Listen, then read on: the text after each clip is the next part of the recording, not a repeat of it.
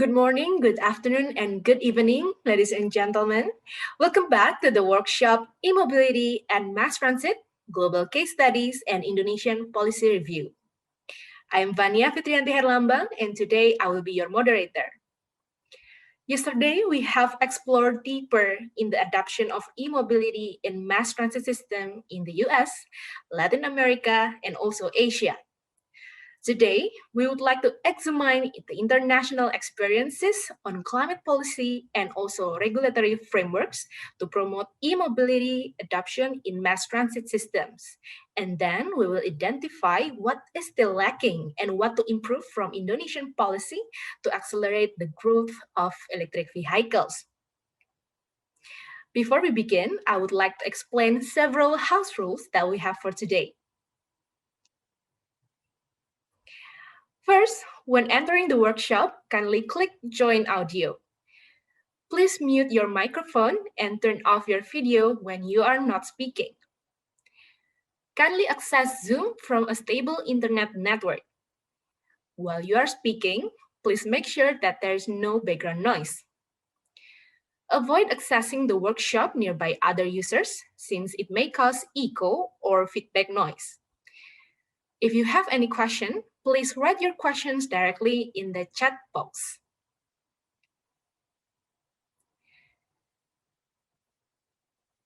The event will be fully conducted in English, but we have an interpretation feature that you can use to translate from English to Bahasa Indonesia or vice versa to assist all participants for today. Here how you can access the interpretation menu. Click Interpretation feature at the bottom right of your screen, and then you can choose your preferred language, whether it's English or Bahasa. For you who join us through mobile app, you can also use this feature on your mobile phone. Yeah. Here's how you do it. You can click More on the bottom right of your screen, and then choose Language Interpretation, and then choose your preferred language.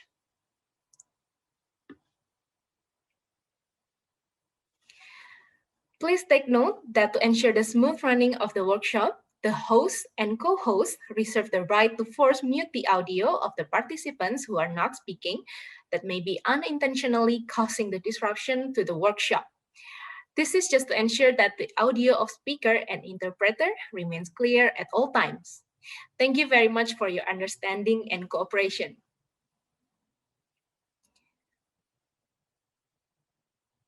Before we begin, I would like to explain our agenda for today.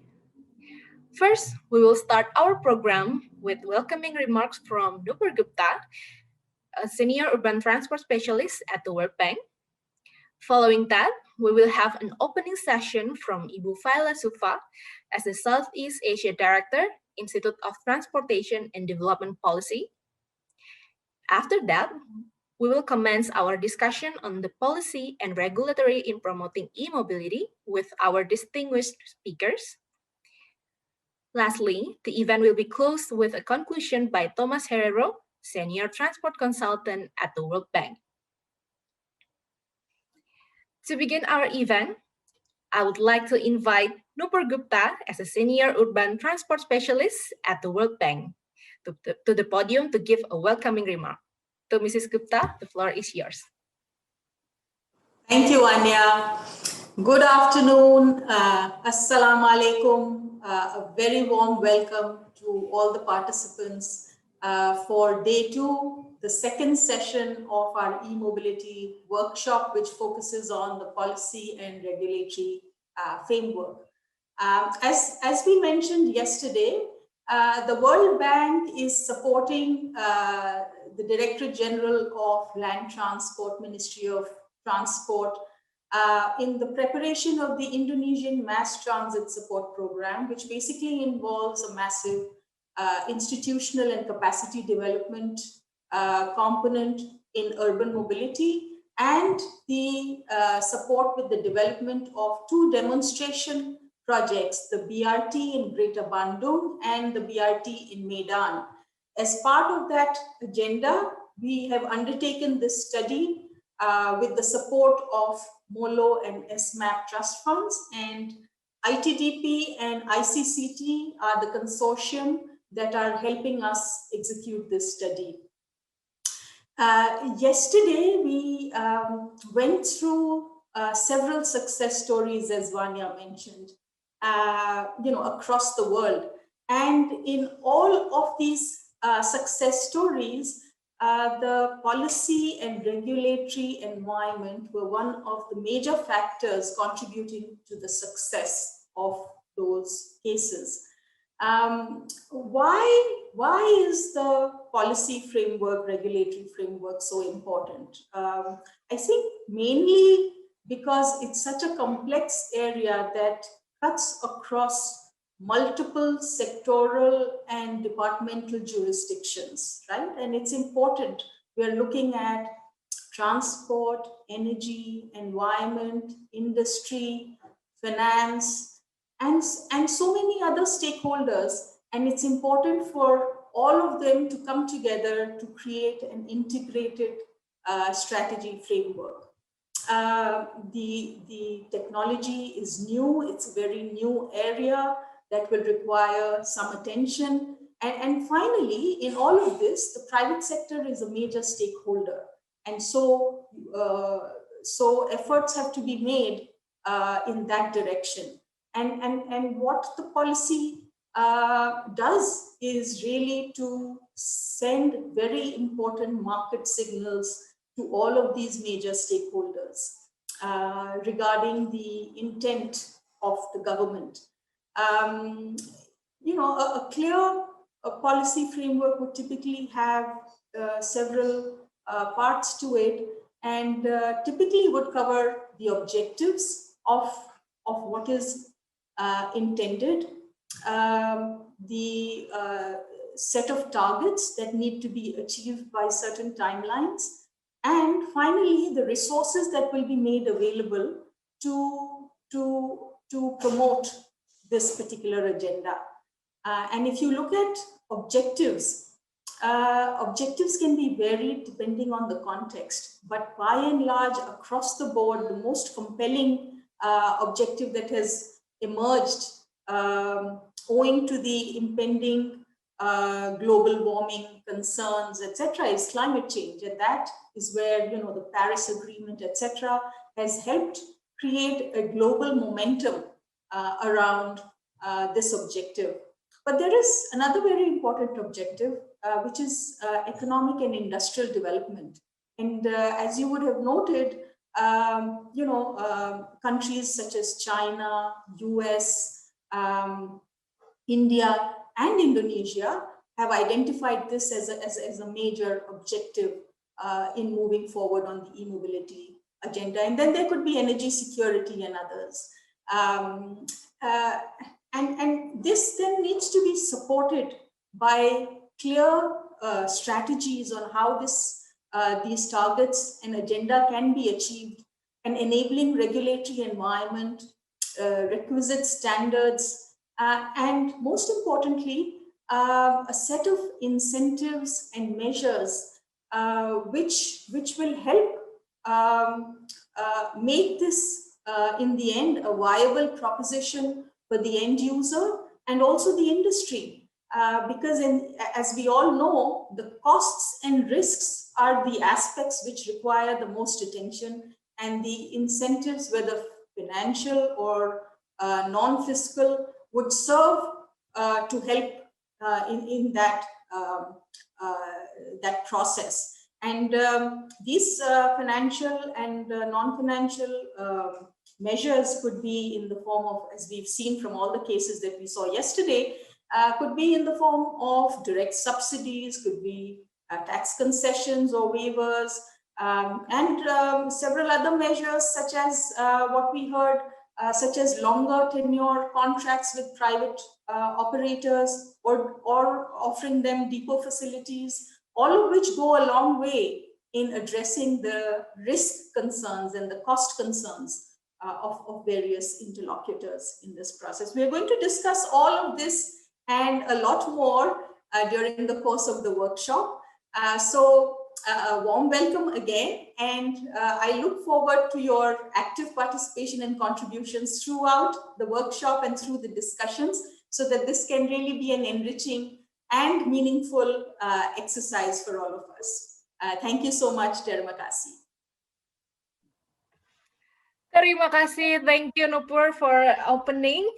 Yeah, that was the opening from Nupur, and she already gave a bit of brief what we are going to discuss today. And after this, we will have Ibu Faila Sufa as the Southeast Asia Director, Institute of Transportation and Development Policy, to open our session for today. Please welcome Ibu Faila. Thank you, Fania. Good afternoon, everyone. Maybe good morning for all of the speakers and participants. Thank you for joining our second session of e-mobility workshop. I'm Faila Sufa, Southeast Asia Director of ITDP Indonesia.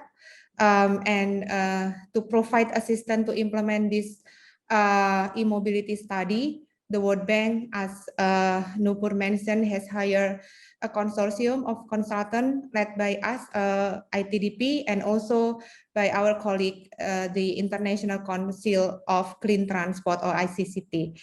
So the main objective of this technical assistance, maybe Nupur already explained a bit before, is to provide technical advice to the government of Indonesia toward exploring the potential of e-mobility technologies and their possible adoption in the mass transit system in Greater Maidan and also Greater Bandung. These are the two cities which will be supported by the proposed World Bank funded Indonesia Mass Transit Program Support Project.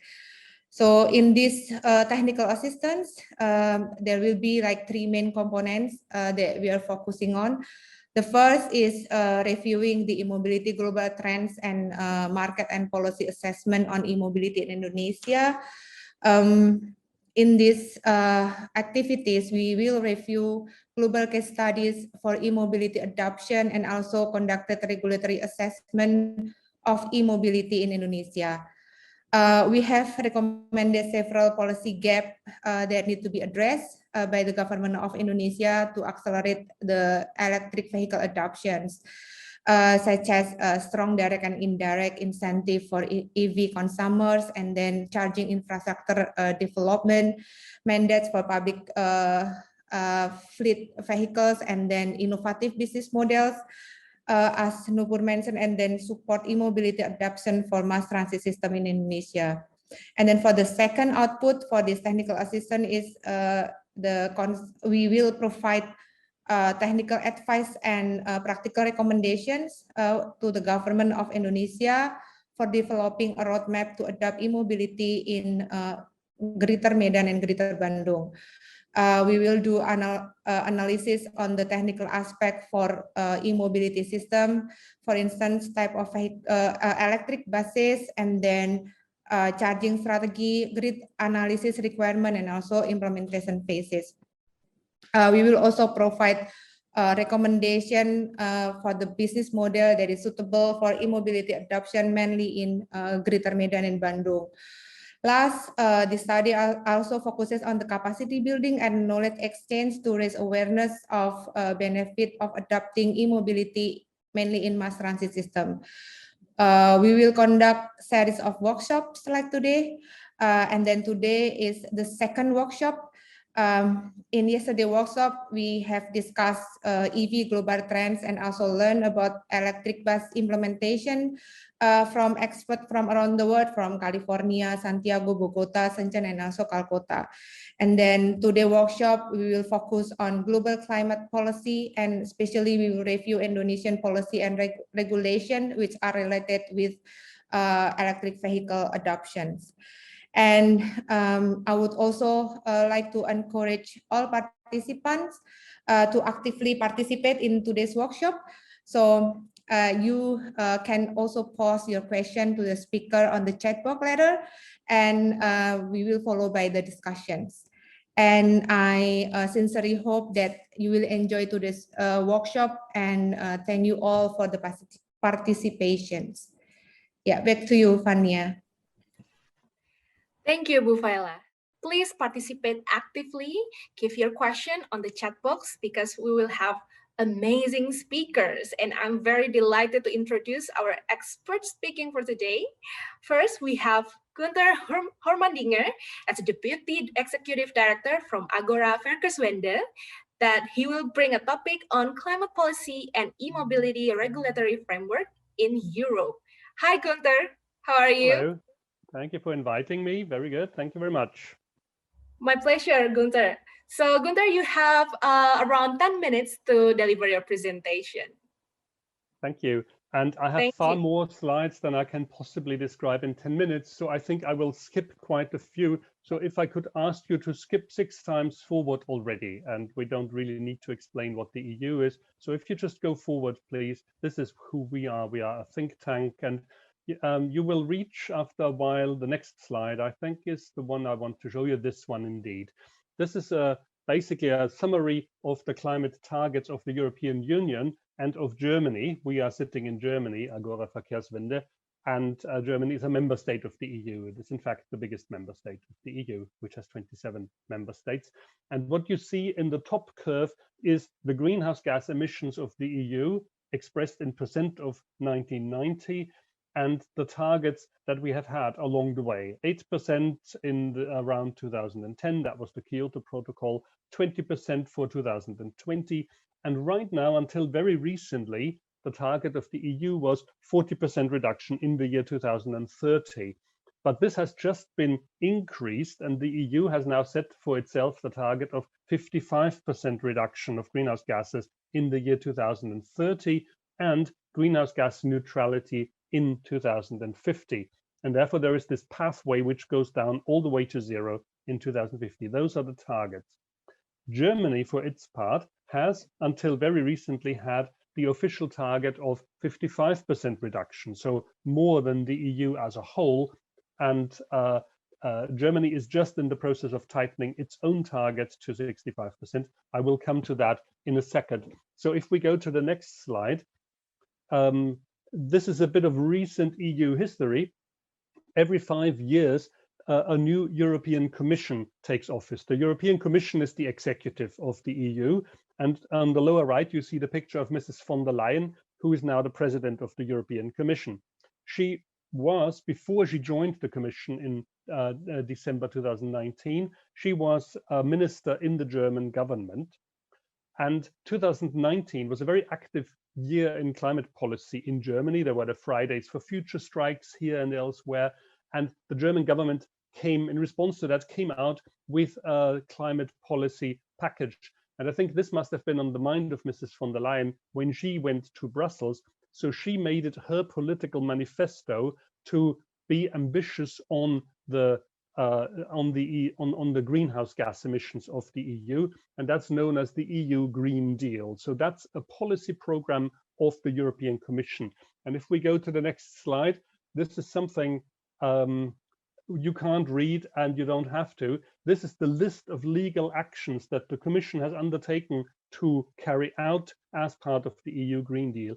And the message is, this is a very big deal indeed. And on the next slide, I've picked out a few measures that are important for transport here. And in red, I've highlighted the CO2 emission performance standards for cars, which are already quite demanding as they are, and they will be tightened further. There will be a whole package of legislation called the Fit for 55 package. And what that means is fit for a 55% reduction in the year 2030. And on the next slide, I've highlighted a bit what those CO2 emission targets look like. Yes, indeed, if you keep at that for the moment, you see the big blue line. Those are the targets already laid down in that legislation. They started until 2019 with 130 grams per kilometer of CO2 for new sold passenger cars. And just a year ago, in 2020, they dropped to 95 grams per kilometer. That's what's highlighted here. But you see the staircase goes further down. So the legislation already goes all the way to the year 2030, when the emissions must drop by another 37.5%. And then that blob with the question mark, that is our interpretation of what will have to happen if we are to reach climate neutrality in 2050, because then 15 years earlier, we have to stop selling cars that emit CO2. But this is not yet in the legislation. Already, the first step, the one that is highlighted in red, led to a change in the type of vehicles being sold. And you see this in the diagram on the right. This is the share of electric vehicles, both pure electric and plug-in hybrid electric vehicles, that were sold in recent years. And that change in the limit value from 130 grams to 95 grams led to a change of the share of electric vehicles from 3% to 11% in the EU, a jump in 1 year. And we will see more of that as the limit value goes down. So this standard is a key driver for the electrification. That's the message of this slide. And on the next slide, we see how Germany fares in that context. The European Union is not quite a country, but it pools a lot of sovereignty of the countries. And so there are certain things that individual EU member states cannot do for themselves. In particular, they cannot set product standards. They cannot set CO2 emission standards, because that's something that would impede the operation of the EU market, the internal market, and therefore this can only be done by the EU as a whole. However, what national governments can do is fiscal instruments and subsidies. Everything to do with money is very well possible for EU member states by themselves. What they cannot do is mandate the phase out of combustion engines, even though some of them would like to do that. But that would amount to a product standard at national level. They cannot do that. So on the next slide, I've picked out a number of actions that Germany has taken. And in particular, I want to draw your attention to the bottom part that came out last year. That was the so-called future package, the package for the future in the light of the COVID-19 crisis. The government increased its subsidies for the purchase of electric vehicles. If you buy an electric vehicle today that costs less than 40,000 euros, the government will give you 6,000 euros, and another 3,000 are supposed to come from the manufacturer. So 9,000 euros subsidy to buy an electric car. And this is an important supporting action for those product standards. For plug-in hybrids, it's a little less. Importantly also, there is a company car taxation. Typically in Germany, 2/3 of the cars that are newly sold are sold to companies. So company car taxation is extremely important. And if you have a company car as an employee, you pay normally 1% of the listed price of that car per month in terms of tax. And for electric cars, you pay only a quarter of that. That's a big support also for electric cars. Plus there's funding for the infrastructure. Let's look at the next slide. What is also important in Germany is that there is a climate law since 2020, it was proposed. So there's a law that lays down the target of climate neutrality in the year 2050. It lays down the 55% target in 2030. And crucially, it also lays down specific emission targets for the individual sectors year by year, from 2020 all the way to 2030. And for each sector, the sectoral ministry is responsible that the sector meets those targets. Maybe this is more interesting when we look at the next slide, because there you see those targets. So on the left side of this diagram, you see the historical development of the emissions in the different sectors, and the green line that's marked as transport. And you see that historically transport hasn't decreased its emissions at all. And on the right side, this is from 2020 to 2030. Transport, like all the other sectors, will have to go down. And if the sector emits more than this target, the ministry is under the obligation to come out with an immediate action program to reduce the emissions further. So that's a way of really putting it into the consciousness of the ministries that they have to do something about this. Now, on the next slide, something very recent, only a few weeks ago, there was a lawsuit by environmental organizations that sued the government, arguing that the climate law is not sufficient. And the Constitutional Court ruled partly in favor of that law, and it introduced a new legal reasoning. And that's quite a thing. It's very important here in Germany. The Constitutional Court argued that the freedom of future generations is impeded if current generations do not reduce their emissions enough. So usually the argument of freedom is used by those who want to prevent action now. They say climate policy costs money and causes constraints, and it reduces our freedom. But the court argued the freedom of future generations is also important and must be taken into account. And if we don't do enough today, then future generations will lose their freedom to act as they please. And therefore, it basically told the government to tighten that law. And the government, in response, has now, in fact, tightened its climate target from 55% for the year 2030 to 65%. It introduced a new target for 2040, and we see that on the next slide, it also advanced the target of climate neutrality in 2045. So next slide, please. Do you see the green? Me, Gunther? Yes, sure. Yes, I think we are running out of time, so can you jump to the conclusion? Thank you. Okay, so I'll jump then across that. There's maybe one more slide I wanted to show you, and that is, if you just skip through the following slides, I had some specific cases about how to build up charging infrastructure. Maybe we skip with this, we stay with this one.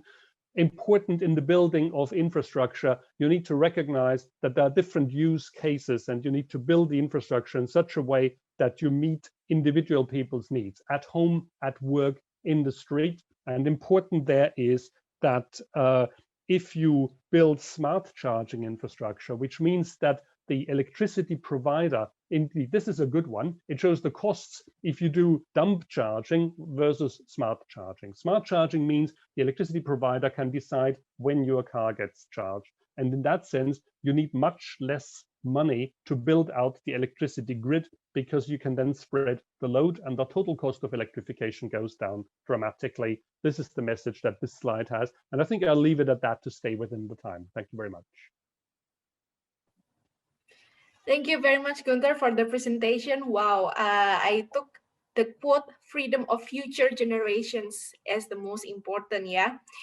Amazing. Ladies and gentlemen, if you have any question along the presentation, please feel free to ask through the chat box.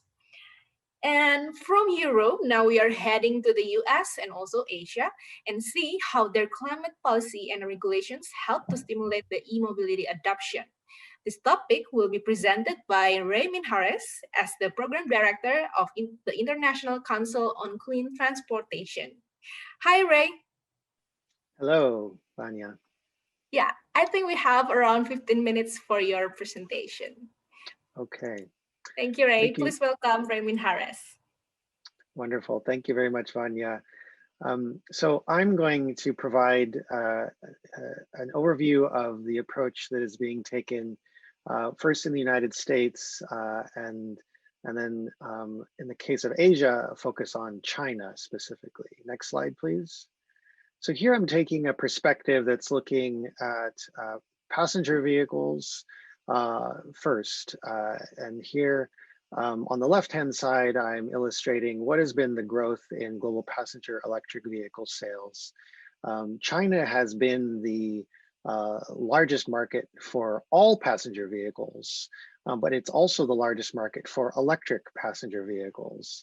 And that is followed by the United States and then the European Union, although the dynamic is changing. And we can see that on the right-hand side, where the share of new passenger vehicle sales that are electric has been growing dramatically, especially in the last few years.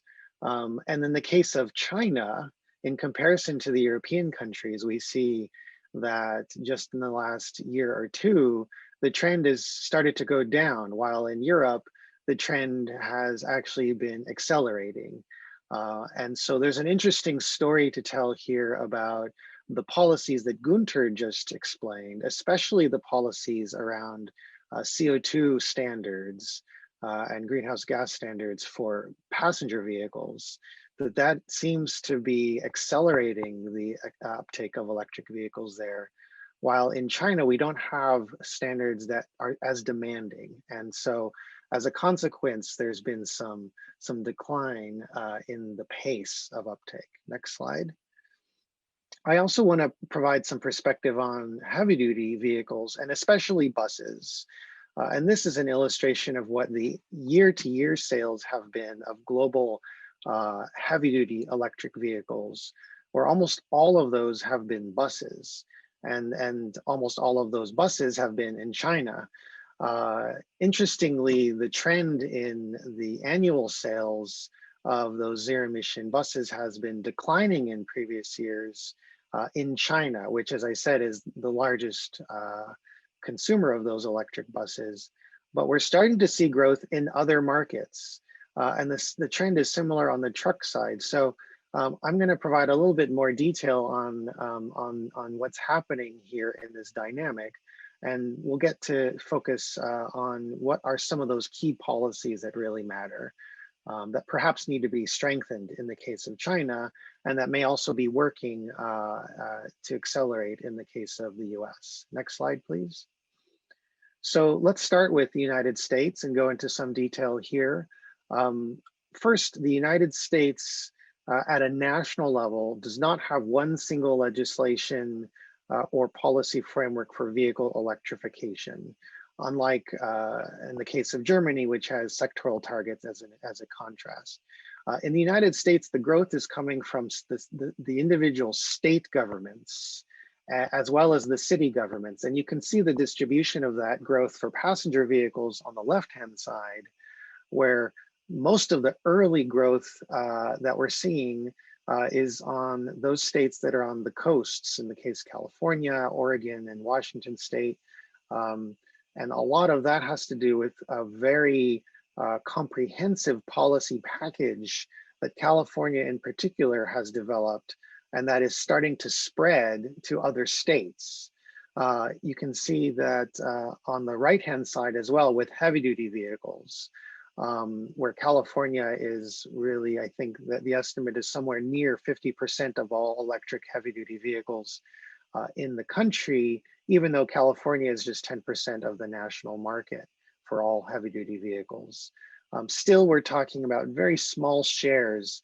Just less than 1% of all heavy-duty vehicles in the United States today are electric, and on the passenger vehicle side, 2.3%. Next slide, please. There are these 5, let's say, key policy levers that can promote electrification. And we're seeing this being deployed at a state and city level in the United States. Phase out targets, binding regulations, financial incentives, infrastructure programs to support charging, and consumer awareness programs.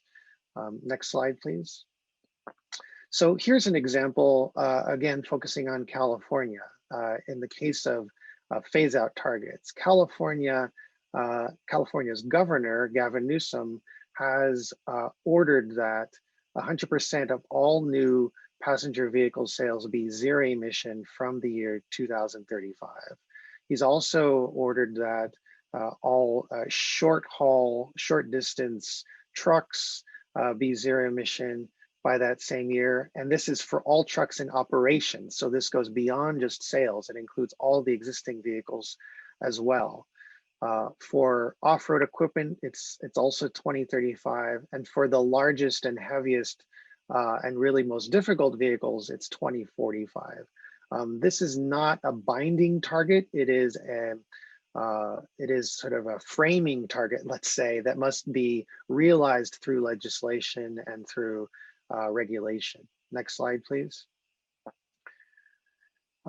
One feature of the deployment at the state level is the availability of electric models. I made this point in my presentation yesterday. We find at the state by state and city by city level in the United States that those cities that have the most electric vehicle uptake also are the cities that have the most available electric vehicle models to purchase. And you can see how large that availability is in cities like San Jose, San Francisco, and Los Angeles. Those are all located in the state of California, which requires the sale of zero-emission cars. It's not a 100% requirement yet, but the governor's order will translate the current legislation into a full 100% target at some point in the future. Next slide, please. There is also the importance of fiscal incentives. And again, when we look at the uptake of electric passenger vehicles city by city, we find that those cities that provide the greatest fiscal incentives have also realized the greatest uptake of electric vehicles. One of the most powerful mechanisms in the United States is the relaxation and in some cases, the elimination of the annual registration fee for the vehicle. That is provided at the state level. Cities can provide additional incentives and private utilities or even public utilities can provide incentives as well. So there's a combination of incentives that are important. The yellow bars here are reflecting a non-fiscal incentive, and that is access to specialty lanes that are referred to as HOV lanes. These are lanes restricted only to vehicles that carry 3 or more passengers in most cases. And so electric vehicles can use those lanes even if they have one person. Next slide, please. Charging infrastructure is another critical element. And we find a really strong relationship, again, between the uptake of electric vehicles and the availability of both public charging as well as fast charging points. And so it's critical to make those investments in that infrastructure to promote further e-mobility. Next slide, please. And lastly, to cover the 5 key policy areas is awareness campaigns, which have been so critical to overcome the hesitancy that consumers have. This is a new technology.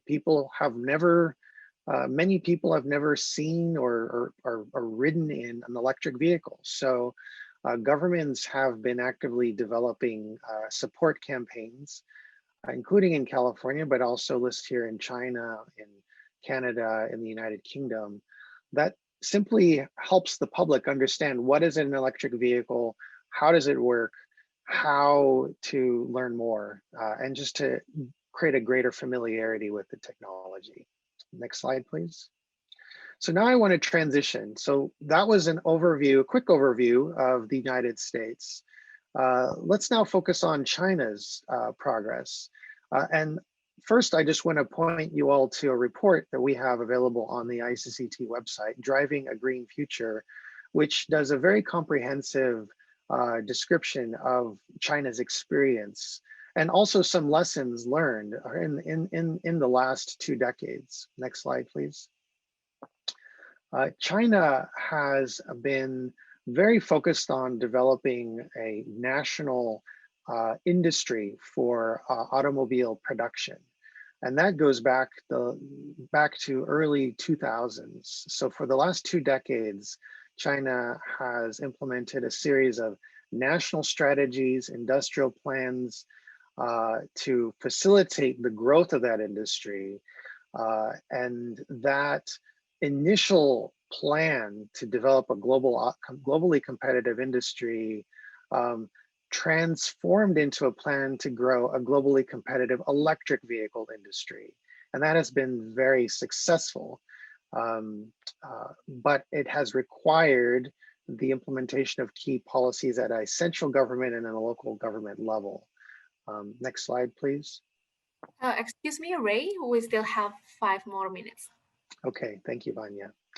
So as a consequence of that policy, China has been successful at developing a powerful and very large global battery production industry. So today, China is the world's leading electric vehicle battery producer, and you can see how that growth has developed over the last several years. About half of all the world's battery cells were supplied by China in 2019.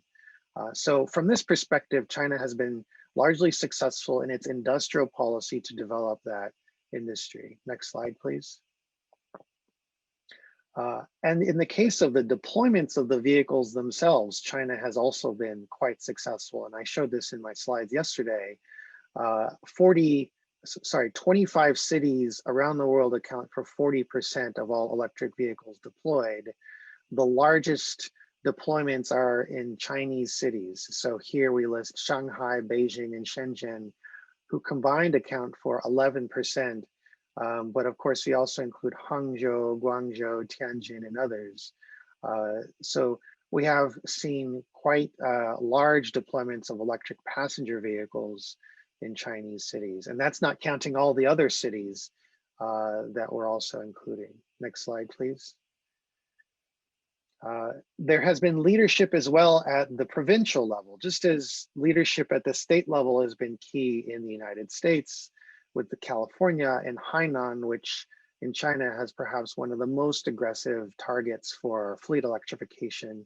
This provides you an illustration of the targets that they have to electrify all government vehicles, all urban freight vehicles, all rental cars, and so Hainan provides just another layer of policy support and targeting that complements the government's actions. Next slide, please.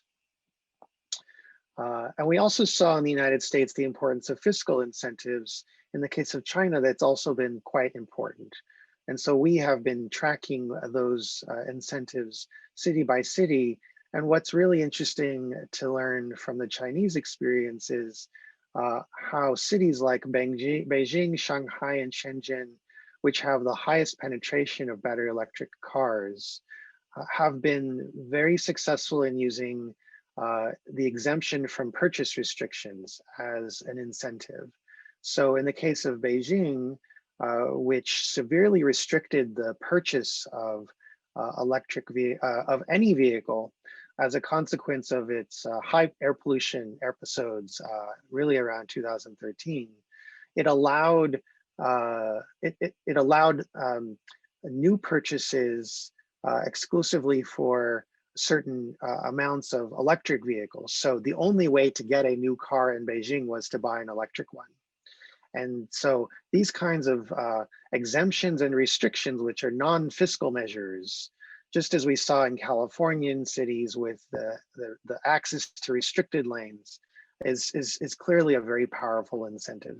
And so you could imagine a similar approach in Indonesia if there were to be some access to special roads or tolling access for electric vehicles. But not only that, purchase subsidies have also been key. Next slide, please. I'm sorry, Ray. I think we are running out of time. So can we jump to the conclusion? Okay, sure.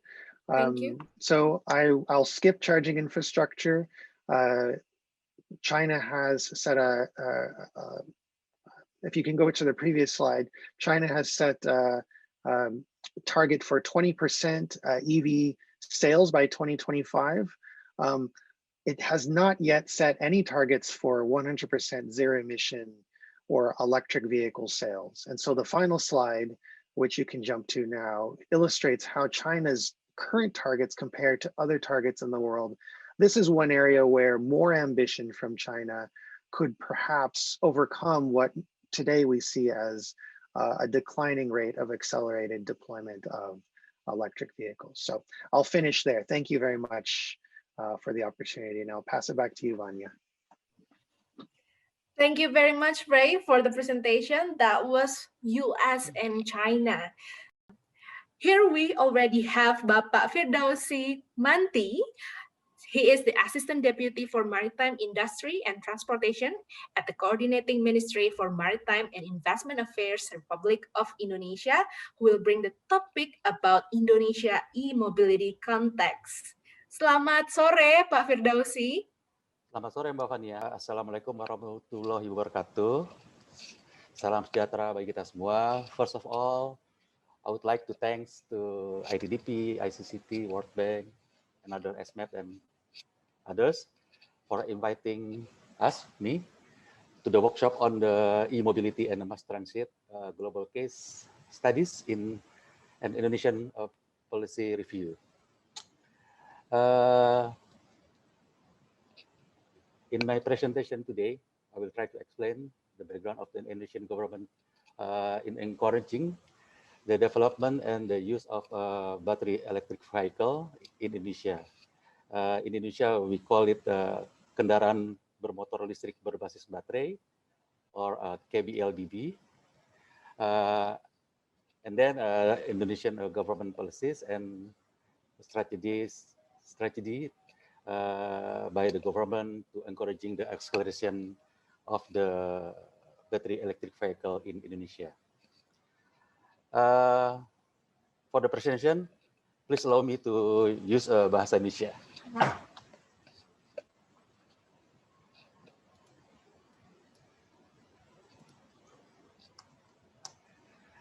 Terima kasih.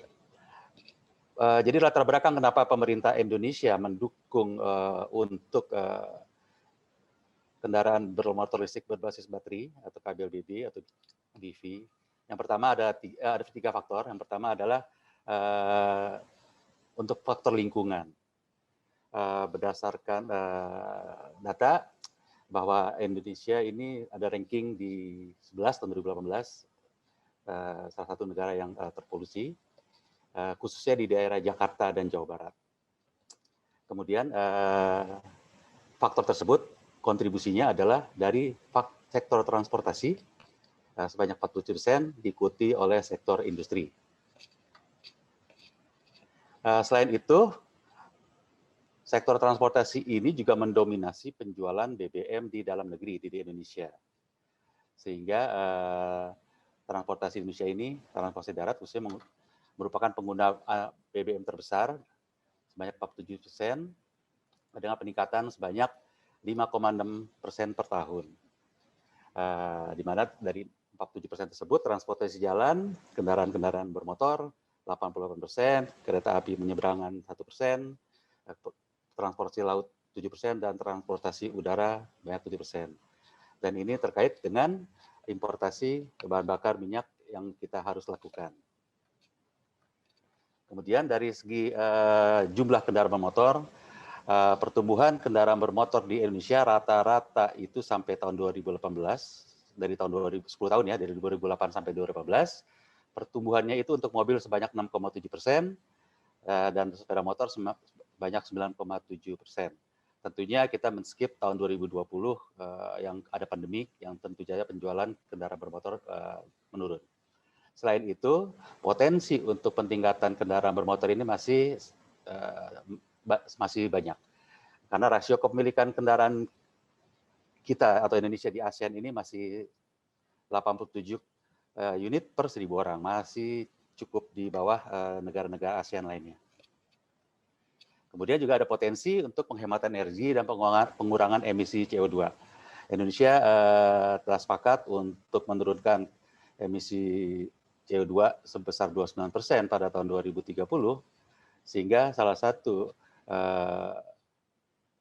cara untuk mengurangi tersebut adalah men-switch dari kendaraan bermotor bakar menjadi bermotor listrik.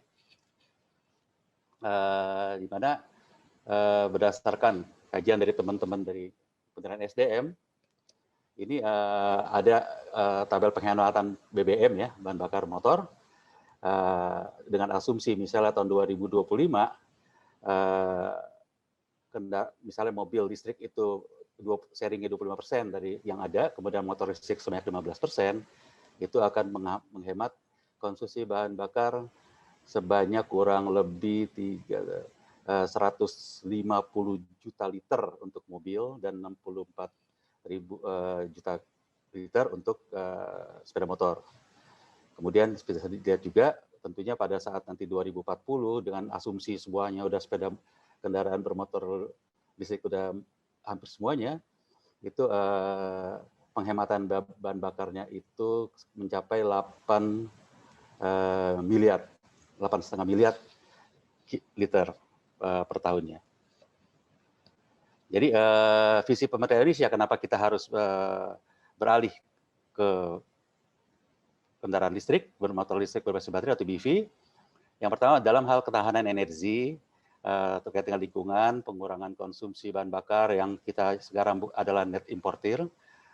kemudian juga peningkatan efisiensi dan konversi energi sektor transportasi. Di lingkungan juga tadi terwujudnya pastinya energi bersih, kualitas udara bersih dalam ramah lingkungan, dan komitmen Indonesia untuk menurunkan emisi gas rumah kaca. Kemudian kapasitas nasional, mendorong penguasaan teknologi industri dan rancang bangun dalam negeri, menjadikan Indonesia sebagai basis produksi ekspor BEV. Kenapa demikian? Karena teknologi masih baru, sama-sama belum terlalu jauh lah kalau Indonesia bisa membangun industri kendaraan bermotor listrik baterainya, ditambah dengan cadangan sumber daya alam kita yang merupakan modal untuk memproduksi seperti baterai lithium, itu cukup besar, sehingga kita berharap dapat menjadi pemain global di suplai rantai pasok global di dalam baterai lithium. Tentunya selain itu kita juga ingin menjadi produsen untuk kendaraan bermotor listrik berbasis baterai. Jadi kalau kita bisa bilang kabel BEV itu adalah sebagai solusi untuk alat transportasi sebagai bebas polusi, itu dampaknya tentunya sebagai kesehatan.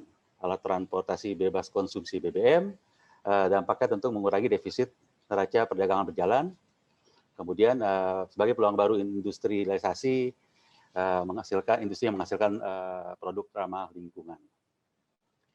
Berdasarkan hal-hal tersebut, maka pemerintah Indonesia menerbitkan Peraturan Presiden nomor 55 tahun 2019 tentang percepatan program kendaraan bermotor listrik berbasis baterai untuk transportasi jalan, di mana itu mencakup untuk percepatan pengembangan industri KBLBB dalam negeri, pemberian insentif fiskal non-fiskal, penyediaan infrastruktur pengisian listrik dan pengaturan tarif listrik untuk KBLBB, pemenuhan terhadap ketentuan teknis KBLBB, dan juga perlindungan terhadap lingkungan hidup.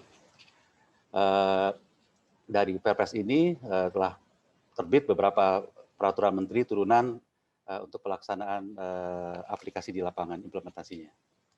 Tentunya target pemerintah Indonesia juga tidak hanya itu saja, Perpres saja, tapi ingin membangun ekosistem untuk BEV ini di Indonesia. Tadi dari industri komponen, industri pendukung, kemudian pabrikan kendaraan sebagai integrator, kemudian juga masalah baterai, industri baterai, swapping baterai, charging infrastruktur, dan lain-lain, sampai nanti baterai cycle, services, dan lain-lain. Ini memang tentunya akan lebih cepat dimulai di sektor transportasi umum tentunya, agar ini penerapan BEV ini bisa lebih cepat. Nah, tentunya diperlukan tadi yang seperti disampaikan juga oleh pembicara sebelumnya, perlu diedukasi dan penjelasan ke masyarakat bahwa pentingnya kita untuk beralih ke kendaraan listrik ini. Untuk pengembangan industri KBLBB Indonesia, berdasarkan data dari Kementerian Perindustrian, itu untuk roda 4 atau lebih itu sudah ada 3 perusahaan yang siap untuk memproduksi kendaraan listrik, bus ya, Ebas. Kemudian untuk roda 2 dan 3 itu tercatat ada 21 perusahaan yang siap untuk memproduksi dan sudah memproduksi kendaraan roda 2 listrik. Selain itu, kalau tadi saya sampaikan tadi untuk rantai suplai baterai ya untuk kendaraan listrik, tentunya dimulai dari raw materialnya, kemudian dari bagaimana refinery-nya, kemudian sampai baterai cell, baterai pack, kemudian dipakai di kendaraan bermotor listrik atau BEV, dan kemudian juga after sales untuk recycling. Ini juga sudah dipetakan dari teman-teman di perindustrian dan kami juga pemerintah mengenai raw material dari mana, kemudian nanti akan siapa yang akan merefinery atau melaksanakan prosesnya sampai ke pabrikasinya. Saat ini juga pemerintah Indonesia melalui BUMN telah membentuk konsorsium Indonesia Battery Corporation yang akan melakukan bisnis dari hulu ke hilir, bekerjasama dengan tentunya dengan negara-negara pemilik teknologi di luar untuk membangun industri baterai lithium ini. Ini ada sedikit contoh, draft yang masih draft sebenarnya, mengenai kebutuhan BEV untuk instansi pemerintah. Jadi pemerintah itu juga akan mencoba beralih dari kendaraan berbahan bakar fosil menjadi BEV, tentunya dia akan dilaksanakan bertahap. sampai 2030 kita akan coba secara bertahap untuk merubah, mengganti atau mentransformasikan kendaraan dinas operasional jabatan termasuk juga bus-bus jemputan karyawan itu menjadi kendaraan listrik. Ini Mohon izin Pak Firdausi. Ya. Kurang lebih waktunya 5 menit lagi Pak. Terima kasih. Oke. Kemudian ini contohnya penerapan juga dari Kementerian Perhubungan, rencana simulasi untuk di 3 provinsi DKI, Jawa Barat, dan Bali untuk pemerintah daerah. Kemudian juga kami mendukung untuk kemudahan pengadaan di sektor belanja pemerintah melalui e-katalog, telah kita mendorong untuk dimasukkan ke dalam e-katalog sehingga pemerintah daerah atau pemerintah di pusat itu dapat membeli langsung dengan mengklik di e-katalog. Saat ini ada yang di sektoral Kementerian Perhubungan dan di BRIN. Kemudian juga ini ada target konsep National Mobility dari Kementerian Perhubungan juga, bagaimana dari kendaraan umum, transportasi umum, dimulai dari proyek BTS ya, mungkin teman-teman juga nih yang menjadi konsultan dan mendorong dari pihak World Bank, BTS di beberapa kota, untuk tahun 2001 di 2 koridor Bandung dan Surabaya itu akan mulai dicoba menggunakan kendaraan bus listrik. Kemudian nanti targetnya tahun 2030, 90% dari kendaraan umum itu berbasis listrik. Kemudian pada tahun 2040, 100% angkutan massal itu udah berbasis listrik semua. Tadi targetnya ada 3, angkutan pelayanan perkotaan, kawasan, dan antar kota, antar provinsi. Untuk kendaraan bus tadi, ini target-targetnya yang tahapan yang dibuat oleh teman-teman Kementerian Perhubungan dari tahun 2021 ini sampai 2030, dari BTS, full BRT project, konversi fuel listrik, dan intervensi bersama pemerintah daerah.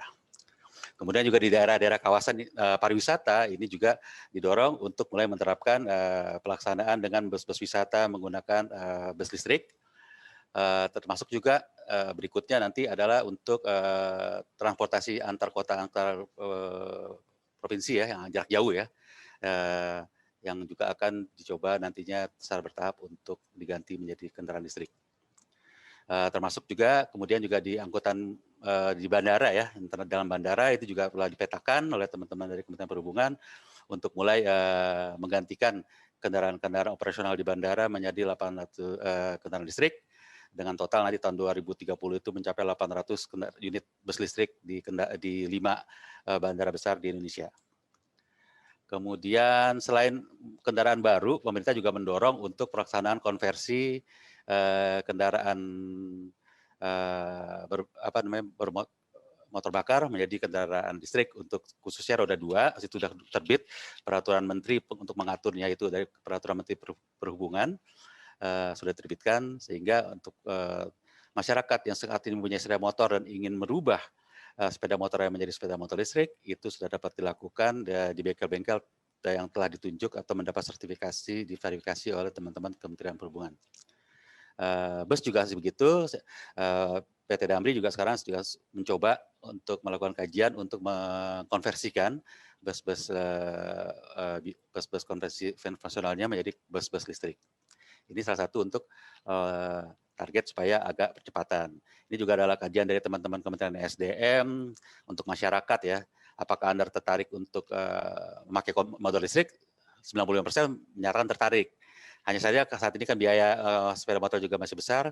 Kalau konversi pun mereka akan mayoritas kalau 5 juta rupiah mereka minat untuk melakukan konversi sepeda motornya. Ini adalah tadi peraturan pemerintah nomor 15. Selain itu tadi Kemenhub juga telah mengajukan untuk tidak mengenakan biaya untuk uji tipe kendaraan konversi ini atau 0 rupiah melalui PNBP-nya, revisi PNBP mereka. Kemudian terakhir mungkin oleh charging ini juga pemerintah melalui PLN dan SDM telah mencoba memetakan rencana roadmap untuk penyediaan charging station di beberapa titik-titik di seluruh Indonesia. Saat ini mungkin kondisinya baru sekitar 100 titik ya, 100 charging station yang telah dibangun di Jawa, Bali, Sumatera, dan Sulawesi kalau nggak salah. di 5 pulau. Mungkin itu terima kasih Mbak Fania atas kesempatan yang diberikan kepada saya. Terima kasih. Wassalamualaikum warahmatullahi wabarakatuh. Waalaikumsalam warahmatullahi wabarakatuh. Terima kasih Pak Firdausi. Thank you very much Pak Firdausi. Ladies and gentlemen, now we would like to hear the policy recommendations in order to close the gap in boosting e-mobility in Indonesia. And here we already have Francisco Posada to deliver the presentation. So Francisco Posada is a senior researcher at the International Council on Clean Transportation. Hi, Francisco. Hi, Vania. How are you? Can you hear me well? Great. How are you? Yeah. Good. Yeah, we have about 15 minutes to deliver your presentation. I think 15 to 20. Yeah, you can start your presentation. Thank you very much. All right. So thank you for the invitation. Thanks to the World Bank, MOLO, and SMAP for the support in the development of the roadmap for electromobility for the Indonesian mass transit system. And especially thank you to the representatives of the government of Indonesia who are attending this two-day workshop today, who are willing to be exposed from international experiences and be available to discuss and participate in this type of forums. Let's go to slide 4.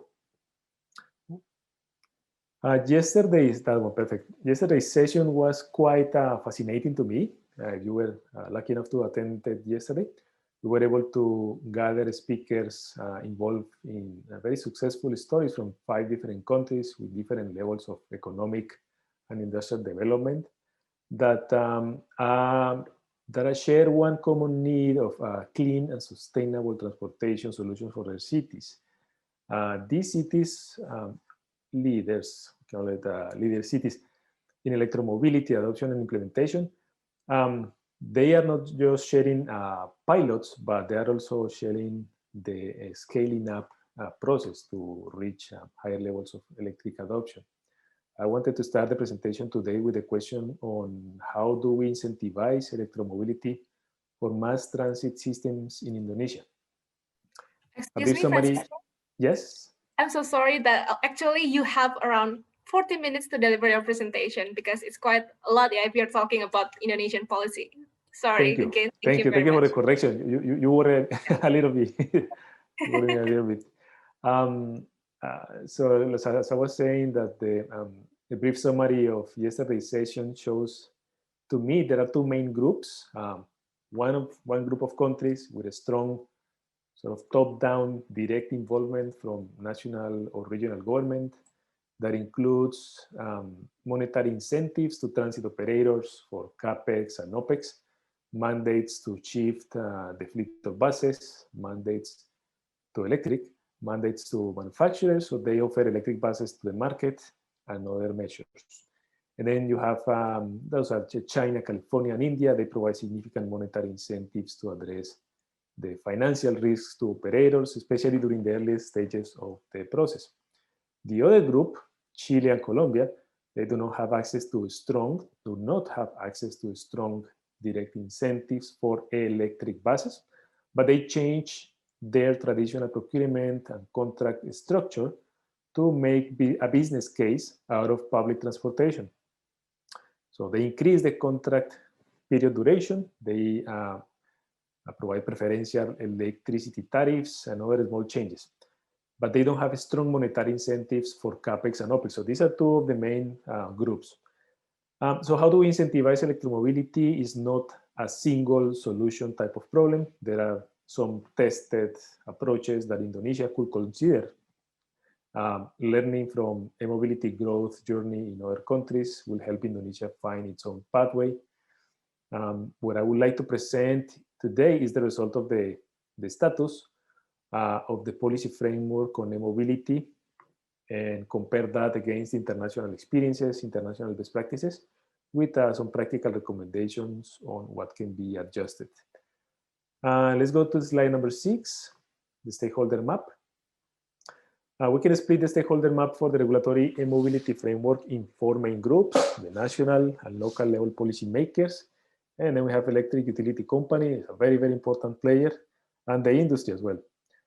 We approach these actors during during a series of meetings conducted between March and April of this year, so a couple of months ago, and gather additional information from public sources. Let's go to the next one, please. The electromobility agenda in Indonesia enjoys a very strong support from the government of Indonesia, from the top down, as we heard yesterday from Pak Budi Setijadi, the Director of Land Transportation Ministry, and today from the Coordinating Ministry of Maritime.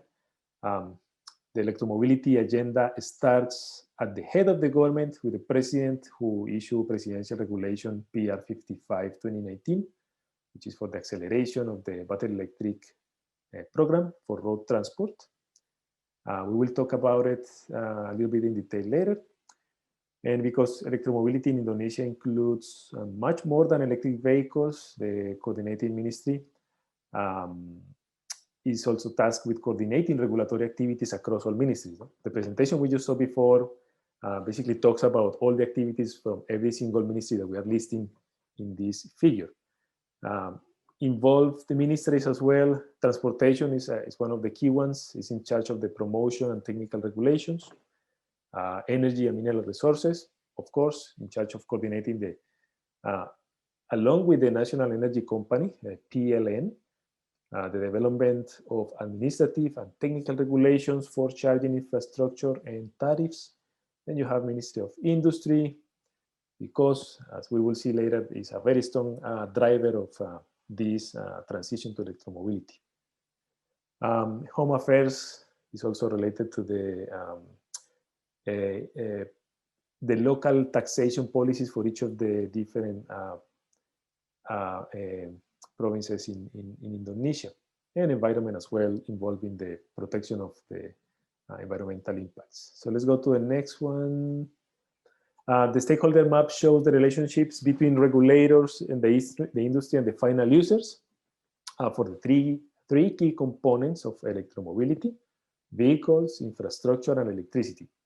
The Ministry of Energy has clear roles on technical regulations for vehicles and promotion actions. Sorry, that would be the Ministry of Transport, like by the service program. The Ministry of Energy regulates technical and commercial business level at the business level, the development and sale of charging equipment and electricity in coordination with PLN. PLN has a key role as the key, as they plan and implement charging infrastructure development. And they are also a key player, of course, in the sale of electricity to newly developed entities for retail sale in charging stations or battery swapping stations, given the high prevalence of motorcycles in Indonesia. The Ministry of Industry regulates electric vehicle charging station manufacturing and component manufacturing, as well as define the local content for EVs. Finance oversees incentives on electric vehicles and charging station, FC, manufacturing. They have a strong portfolio of incentives for investments in electric vehicle and EFC manufacturing in the country. Regulatory actions for the government of Indonesia obviously affect the industry, represented here by manufacturers and distributors or importers, the importers of electric vehicles, including two- and three-wheelers, cars and buses, as well as the manufacturers of a charging station, FC. And a new player emerges here, which is distributors or retailers of electricity under a newly developed business model that will allow for private entities with strong coordination with PLN and permits, special permits, the sale of the wholesale of electricity to the final electric vehicle users. So that is an interesting and very sophisticated, I would say, stakeholder involvement in the city, in the country of Indonesia. Let's go to the next one. The regulatory actions already in place. So One of the main drivers of electromobility in Indonesia has been industrial development. As we saw before, there are other drivers, energy independency, and others. This slide shows a timeline of key strategic plans by the government of Indonesia on electric vehicle industry development.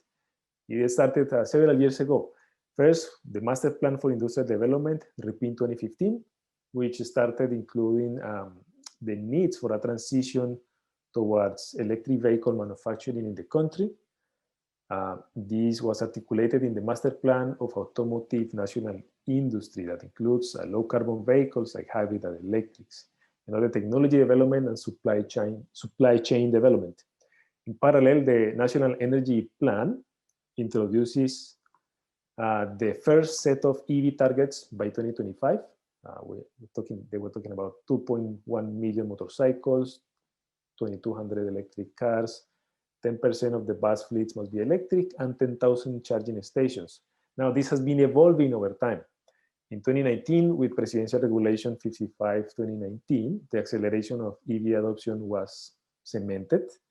And more recently, the Ministry of Industry developed the Roadmap of Industry Development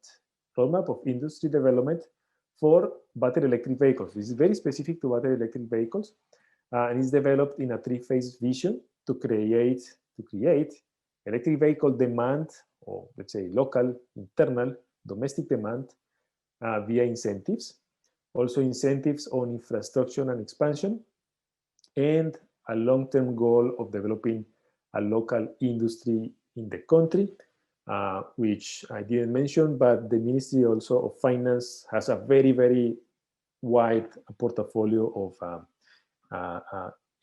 investment incentives for building up this industry in the country. Let's go to the next slide, please. Some details on Presidential Regulation 55/2019, which is the acceleration program for electric vehicle deployment. The scope is battery electric vehicles, so it is specifically narrowed to battery electric vehicles. It doesn't talk too much about fuel cell vehicles or other type of technology.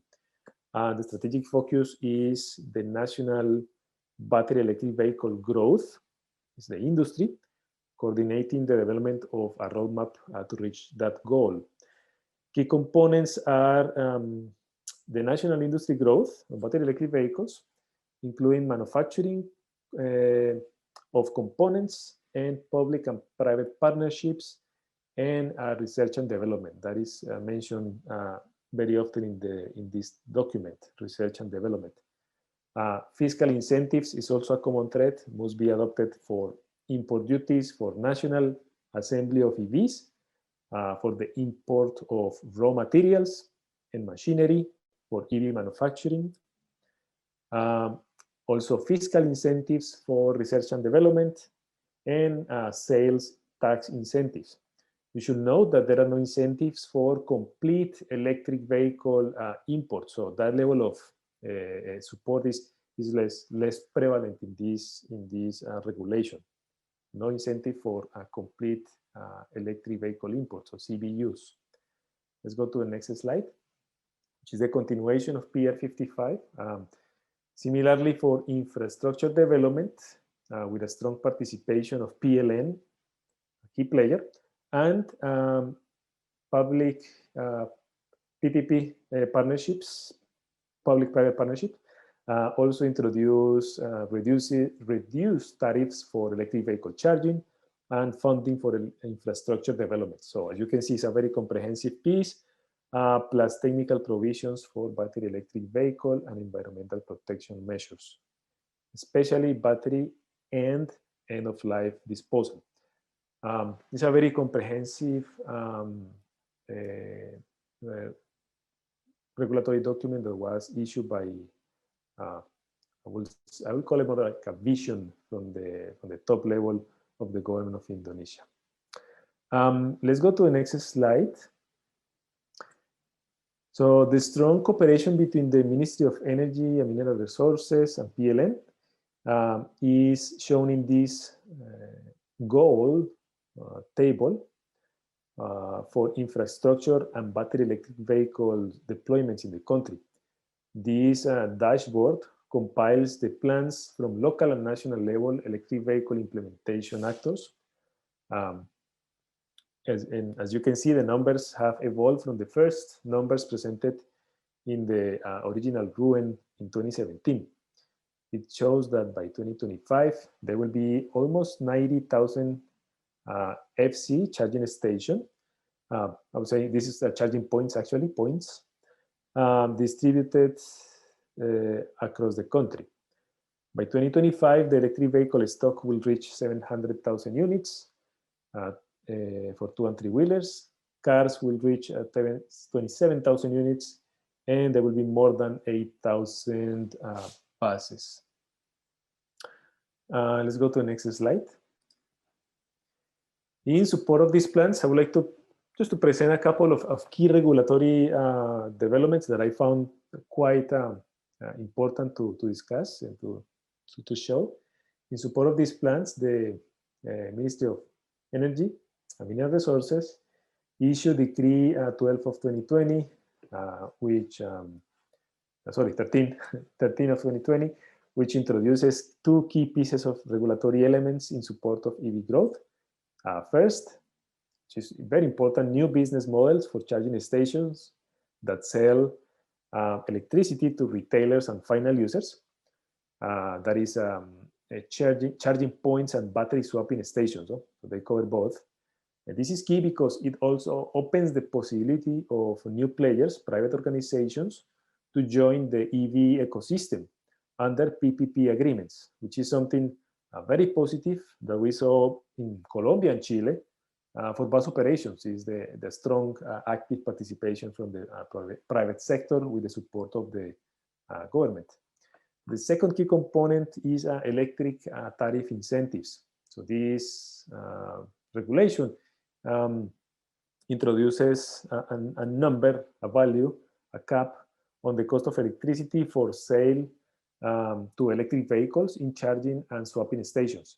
And that is less than 700, or the floor, let's say the floor point is 714 rupees per kilowatt hour compared to 1650 for bulk tariff. So it's quite a significant reduction in the price.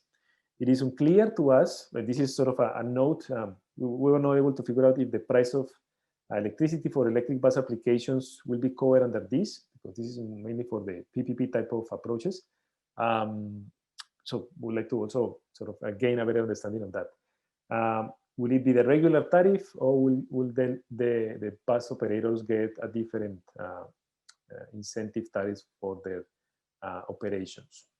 Let's go to the next one, please. Another implementing regulation of PR 55 is the Ministry of Transport, issued by the Ministry of Transport, which is the creation of the Buy the Service program. The Buy the Service program is a subsidiary scheme to pay for selected route services from a public transport company, a bus operator. The subsidy covers, sorry for the typo, operating and capital cost. The amount of subsidy is calculated based on the local transportation cost by that particular bus and operator company. Let's go to the next slide. This is the structure, or shows the structure of the BTS, the Buy the Service scheme. The BTS involves 3 main parties: the Ministry of Transportation, DGLT, a management company, and the bus operator. The Directorate General of Land Transport, DGLT, will have separate contract agreements with the management company and the bus operator. The management company will be responsible for the preparation, organization, implementation, and evaluation. There is an important evaluation component of the BTS program, while the bus operator should provide the service based on a minimum service standard provided by the management company. In addition, there is going to be an information technology component that will be used to ensure proper data collection. That is a very key and important piece of the BTS scheme. Let's go to the next slide. There are currently several cities that are being benefited with the adoption of the BTS. In this particular example, for the city of Bandung, the BTS is being deployed today in the city in support of electrification. 5 different routes have been already pre-selected, and 1 of these routes will be electrified. And for clarification, the by the service scheme BTS covers not just electric, they cover diesel and electric vehicles. Although we will suggest that most of the efforts should be placed on the electrification of the fleet, the prioritization of the electric buses. Let's go to the next slide. Let's take a look now at the electric market in Indonesia. All these regulations enacted in the last 2 years. This is recently a lot of work in the last 2 years. They were designed to increase the adoption of electric vehicles in the country to drive also industrial development. Let's start by looking at what is the current vehicle market in Indonesia. Indonesia is the 15th largest new vehicle market in the world. As of 2019, in the country, you will see about 1 million new vehicles, 1 million new passenger cars and trucks and light commercial vehicles entering the market, and 6.1 million motorcycles as well. New motorcycles entering the market. So the figure what we see here is the stock, no? The cumulative amount of vehicles. Indonesia is the 3rd largest motorcycle market after China and India. So those are important pieces of information to give a sense of what is the magnitude of the market in Indonesia. 1 million new vehicles, 6 million new motorcycles. In terms of vehicle fleet electrification, which is the next slide, please. Thank you. Indonesia is at the very, very beginning of this shift to electromobility. Only, according to the data we gather, only 250 electric vehicles, primarily cars, were sold in 2020 amid COVID conditions, of course, which affected the global vehicle market. And according to the data as well, we saw 15,000 electric motorcycles sold in 2020, or 0.2% of all the new motorcycles that entered the market. So again, at a very early market growth stage. Next slide, please. We also took a look at the offer of electric models. So the low sales, the low numbers in sales for cars, buses, can be explained by the reduced offer of models. So according to our research at the SCCT and other research institutions, a robust offer of electric vehicle models is quite an important driver for a robust market, a robust sale. So we were able to find only 5 electric vehicle, providers, including plug-in models, that are offered by manufacturers in the country. For buses, we only found 2 domestic manufacturers that work with imported electric powertrain components, and 3 direct importers of complete units, CBUs. Part of this low offer can be explained by the lack of incentives to import complete vehicles, and also in favor of domestic production. So there is sort of a missed opportunity there to allow for higher number of electric vehicle imports. However, the offer is these let's say restrictions in importation of electric vehicles is we believe is also impacting the growth in terms of model availability. Let's go to the next slide. In terms of electric 20-wheelers, the picture is a little bit more interesting. For electric 20-wheelers, we're showing close to 20 different suppliers. A lot of them are domestic, which is very interesting. the technology complexity is much lower, which means that domestic manufacturers can develop their own products locally and compete with imported units. So this is sort of an interesting development in the 2 and 3 electric vehicle market, 2 and 3 wheelers. Let's go to the next slide. Besides the vehicles, we also took a look at the electric vehicle supply equipment, FC. For electric chargers, we found 9 distributors and 1 domestic manufacturer. They are offering AC and DC units for level 1 and level 2 charging with up to 50 kilowatts of power range. And 2 manufacturers are offering a level 3 charging, which even goes to 240 kilowatts. For buses, the bus manufacturer typically provides the equipment and the power range is around 80 to 120 kilowatts. Let's go to the next slide. One common thread among the experiences from China, California, India, Santiago, and Bogota is that all of them started with trials and pilots and scale up after data and analysis were carried out. One example of trials aiming to scale up in the near future is being led by Transjakarta. Transjakarta is aiming to reach 50% electric bus fleets by 2025 and reach 10,000 units, 10,000 buses by 2030. The process is being led by the special Jakarta provincial government, aiming at addressing air quality concerns. That's one of the drivers, also greenhouse gas reductions. In addition, they are also planning to adopt non-fiscal electric vehicle incentives action, like low emission zones and parking and traffic restrictions that favor electric vehicles.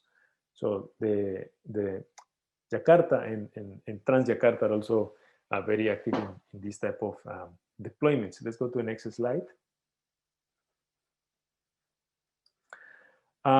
Speaking about the trials and pilots, this is a summary of the results of the trials held by Transjakarta with the help of local manufacturers that are offering electric buses to the city. They were held in Jakarta between July and October of last year, 2020. The buses tested were a BYD K9, the 12-meter bus, and a C6, which is a 7-meter bus. The main goal of this trial was to determine energy consumption and the real-world driving conditions for the buses in Transjakarta routes to be able to establish the total cost of ownership analysis. Let's go to the next slide.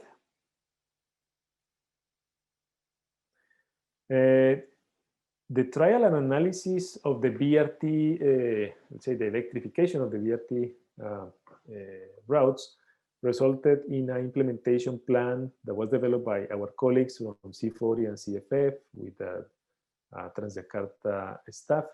During the current pilot phase, which is 2021, 100 additional buses will be incorporated into 2 to 3 routes. The goal is to reach 100 buses by the end of 2021. The next couple of years will be then for scaling up and implementation based on formal tendering processes.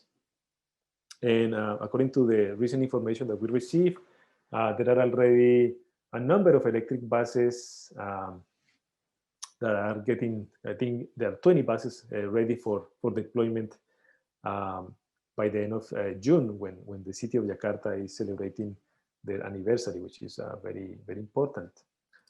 Let's go to the next slide. Besides buses, there are pilots being carried out by ride-hailing companies like Bluebird, taxi companies. They have 35 electric taxis, and they are aiming at reaching 200 units by 2020, although we couldn't confirm that the 200 units were actually deployed. That was something that we were unable to confirm, but that was the plan of Bluebird. So let's go to the next slide. So far we have seen the stakeholder structure, the series of regulatory actions, or a couple of key regulatory actions, the market state, which still is very early, and some of the more concrete pilots that some government institutions, especially transport authorities in Jakarta and other cities, are also deploying with the support of the by the service program and other supporting regulations. So let's now talk about the policy gap. So what do we think could the government of Indonesia shift to accelerate the growth of the electric vehicle market in the country? So this is the picture, the general picture of different actions. We believe that the government of Indonesia has been taking the right steps in the acceleration of electromobility. The market seems quite small, but has to be understood in the context of the regulatory framework that began certifying vehicles in 2019 and 2020, and also the constraints provided by COVID. The lessons from leading electric vehicle market adopters, especially for public mass transit systems, show that there are regulatory and programmatic actions that can be implemented to accelerate the uptake of electric vehicles. So we'll summarize some of these practices now. Let's go to the next slide, starting with direct incentives. So on direct incentives, China, California, and India are leaders because the national and local government provided strong capital and support for the capital cost and for the operating cost of these programs for massive transit systems. So in China, the Chinese government provided large subsidies during the early stage of the program, and battery electric buses received close to $76,000 per vehicle, or about 30% of the price of the bus. And remember, this is at the very beginning of the program, when the battery electric prices were, as we saw yesterday, were more than twice the price of the batteries that we see today. So strong incentives were needed several years ago. Now these incentives have been coming down as the prices of the vehicles are also coming down. India, through the FAMI program, also subsidizes electric, not just buses, but also 2- and 3-wheelers and light commercial vehicles. California also provides direct grants at the value of $80,000 per vehicle for zero-emission buses, battery electric and fuel cell buses. So there are strong subsidies from the government, on top of operational subsidies like lower electric tariffs for electric vehicle applications. So in countries like Norway, they offer subsidized electric tariffs for public charging infrastructure that is owned by the city, municipality, or the utilities. And they also regulated tariffs for privately owned charging stations. Also, the adoption of a time of use tariff, so reducing the price of the tariff during the night as there is lower demand overall. The electric vehicles can, especially electric buses, can benefit from dynamic tariffs structures. Let's go to the next slide. This is the recommendation. So the review of this type of incentives shows that the Indonesian government could provide a strong direct incentive that is not available to consumers yet, including public transit systems. The direct incentives can be made available by prioritizing this type of public transportation options, and can be reduced or eliminated over time. No? It doesn't have to stay constant over time. The second, the fiscal incentives for electric vehicle transfer fees. These are like local fees managed by the local government, vary significantly from region to region.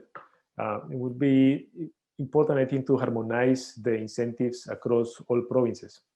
And to compensate for the fiscal impact of these direct incentives and the preferential taxes for electric vehicles, there are a couple of actions that can be taken to balance the budget for the governments. Higher transfer fees for high-emitting vehicles, removing fuel subsidies for diesel and petrol. Well, the petrol is already removed, to make internal combustion engine vehicles less attractive, and consider a carbon taxation model like California and European countries are implementing.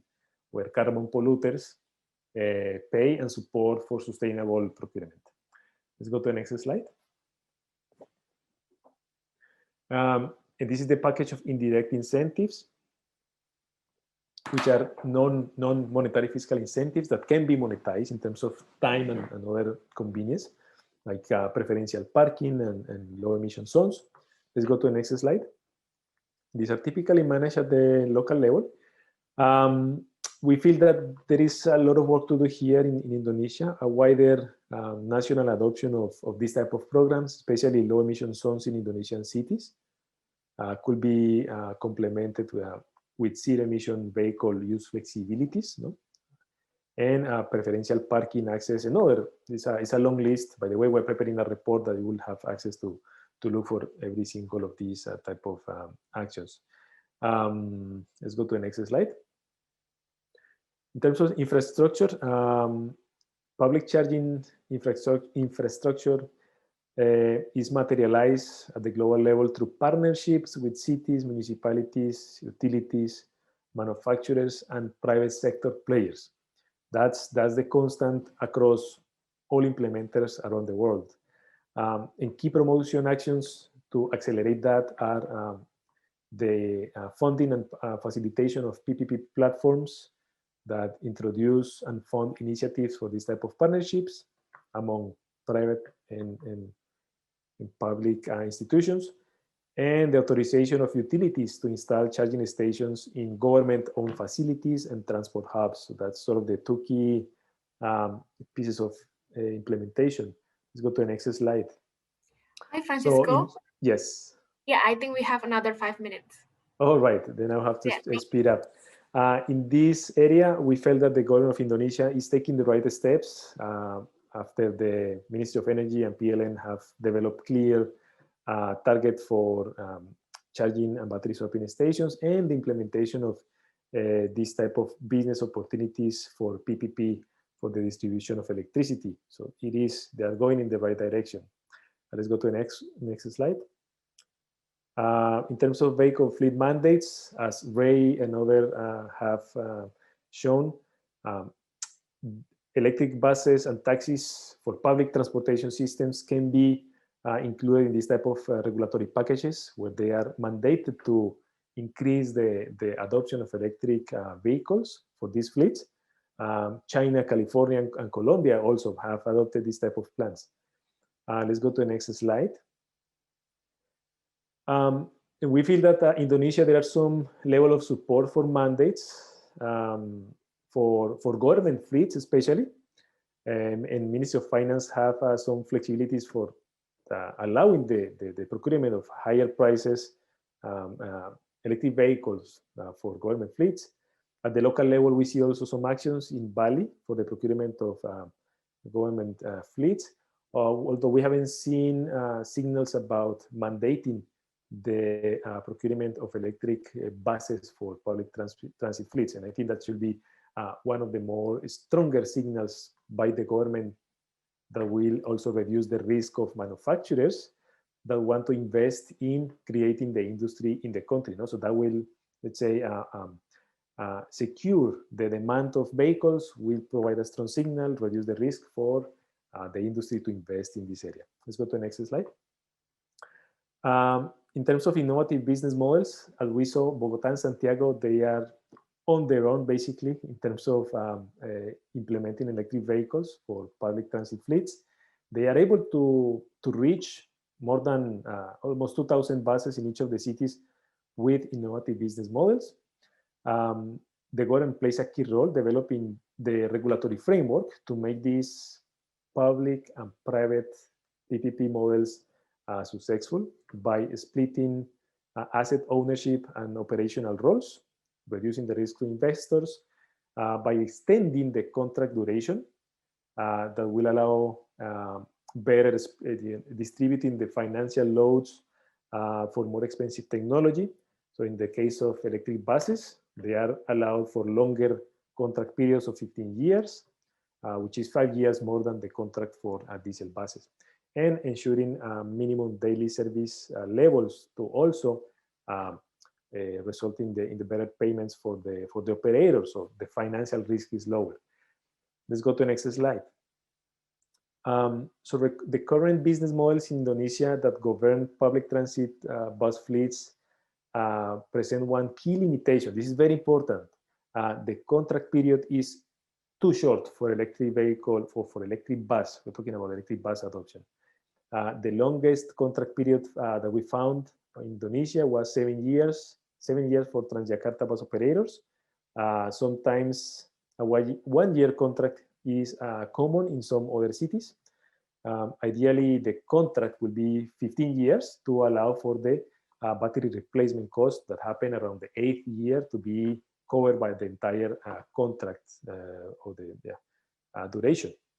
The By the Service program, which is a promotion by the Ministry of Transportation, also could be extended. Right now it's planned for 3 years. It could be extended for electric buses, especially for electric bus promotion, to cover a longer period of time. So there are also innovative business models that were already developed by the Ministry of Energy for battery charging and swapping stations. So this type of PPP models is already being implemented to support electrification.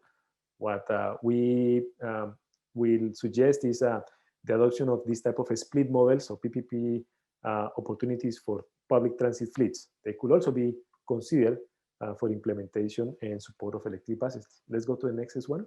Next slide. So in the summary, and this is basically the end, we have strong monetary incentives for electrification of mass transit. So make the By the Service, let's say, the main driver of this type of strong incentives, like has been done in India.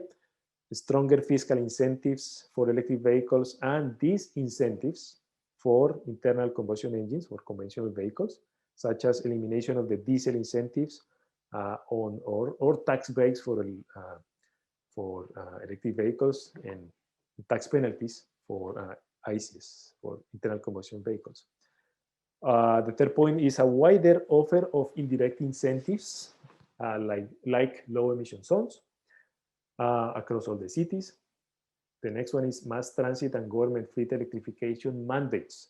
So create a demand through government fleets and public transit fleets to reduce the risk of investments from the manufacturers. The next one is to revise the current mass transit contracting practices to extend the contract periods for electric vehicles. I'm talking about for buses especially, we need 14 to 15 years to be able to cover the additional cost of the technology. And extend the innovative business models that are already being adopted for FCs, extended to mass transit systems, to buses. And you can study the impact of these split models of asset ownership and operation. Study this impact with the local, within the local Indonesia context. So that is the presentation, and thank you for staying and listening to this policy gap analysis. Thank you very much. Thank you very much, Francisco, for the presentation. Wow, amazing. That was a comprehensive study on the Indonesian policy, yeah, Francisco. So after this, actually, we will have a discussion session with all of our speakers. Thank you very much. And then I would like to invite again all of our speakers to the stage, to Pak Firdausi, Francisco, and also Ray. We already have a lot of questions, and those are very, very interesting questions, I suppose. Okay, so I will begin with the first one. This is for Ray about the global policy. Yeah, based on the global experiences, what non-fiscal incentives have the most impact on the electric vehicle adoption in cities? Well, thank you for the question. I think if we were to focus on the non-fiscal incentives that are relevant to the passenger vehicles, that it's clear to me anyway that exemptions to vehicle activity restrictions in cities is perhaps the most powerful. So we have the example from Beijing, where only electric vehicles can be purchased in order to maintain sort of limits on new registrations that were put in place to respond to the air pollution episodes. So that was a strong motivator for Beijing city residents to only choose electric vehicles. We also see in California the lane restriction.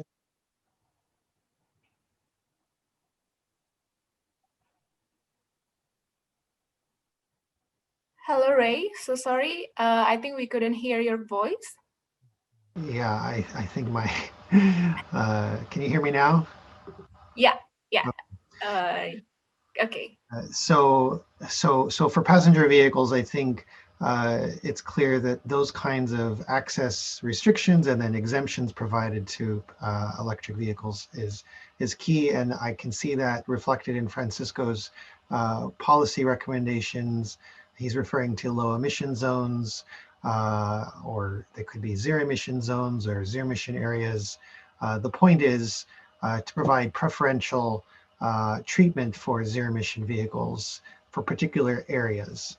Finally, on the bus side, the non-fiscal incentives that relate to the contract period and the contract duration seems to be quite critical. So in the case of Santiago, we learned yesterday that the government, yes, it provides a subsidy to the system as a whole, but with respect to electrification, the government is trying to use primarily non-fiscal incentives to promote electrification.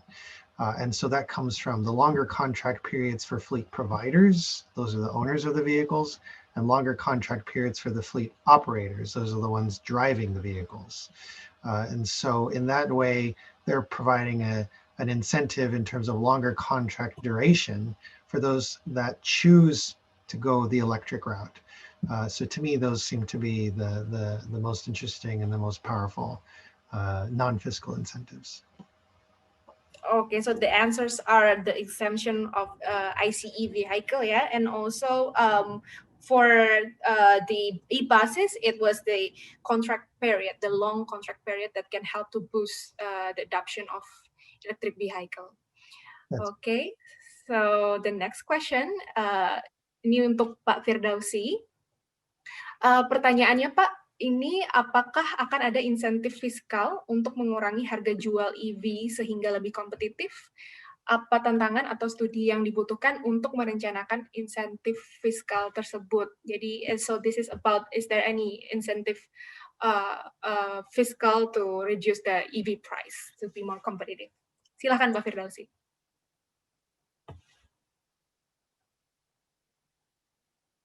Baik, terima kasih atas pertanyaannya. Sebetulnya di Indonesia itu, mungkin teman-teman juga tahu, ada beberapa pajak-pajak kendaraan ya. Yang pasti pajak kendaraan bermotor, biaya balik nama kendaraan bermotor, itu emang masuknya ke daerah, jadi disebut pajak daerah, walaupun sama-sama ke negara, tapi melalui daerah.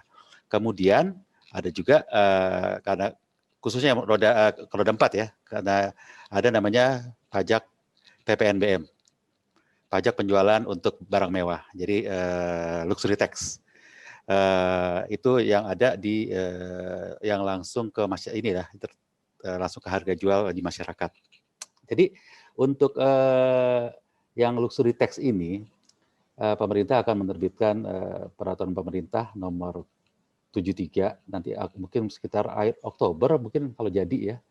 Itu untuk BEV atau pure battery itu luxury tax-nya atau PNBM-nya 0%, sedangkan yang lain plug-in hybrid atau hybrid yang tidak bukan pure battery itu dikenakan saya lupa ya 5, 8% atau 10%. Jadi sudah dibedakan apabila kita membeli yang BEV atau battery electric vehicle itu luxury tax-nya dikasih 0%. Tentunya ada beberapa persyaratan, itu kita inginnya tadi karena kita ingin membangun industri itu minimal mereka dirakit di Indonesia, bukan impor. Karena kalau tidak, kebijakan pemerintah memberikan insentif untuk industri yang ingin membangun industri di dalam negeri. Gitu.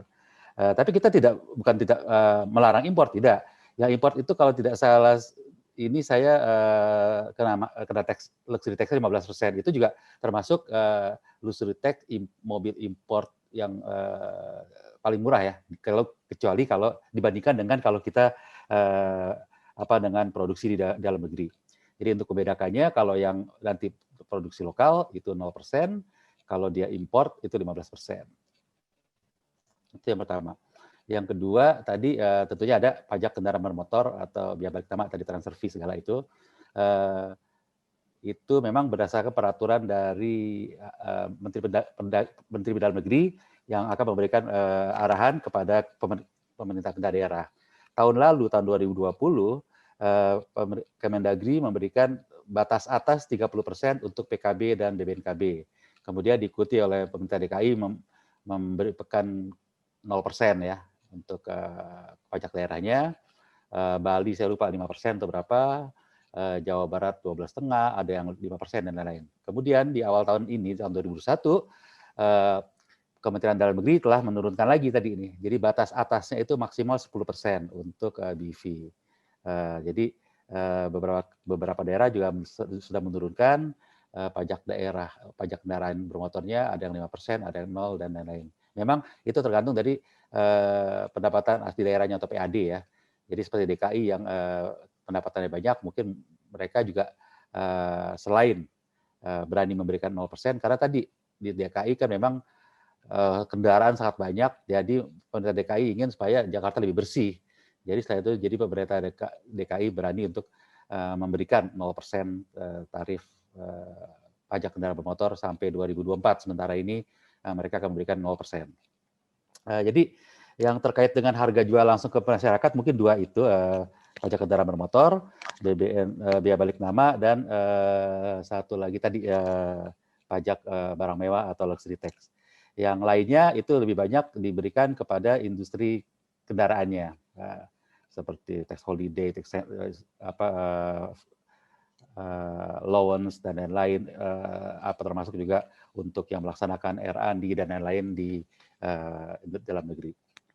Mungkin itu dari jawaban saya atas pertanyaan yang disampaikan. Terima kasih. Ya, terima kasih Pak Firdausi.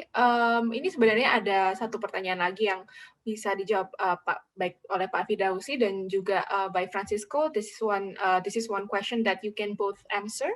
This is regarding the target, our target in 2040 regarding the 100% electrical bus.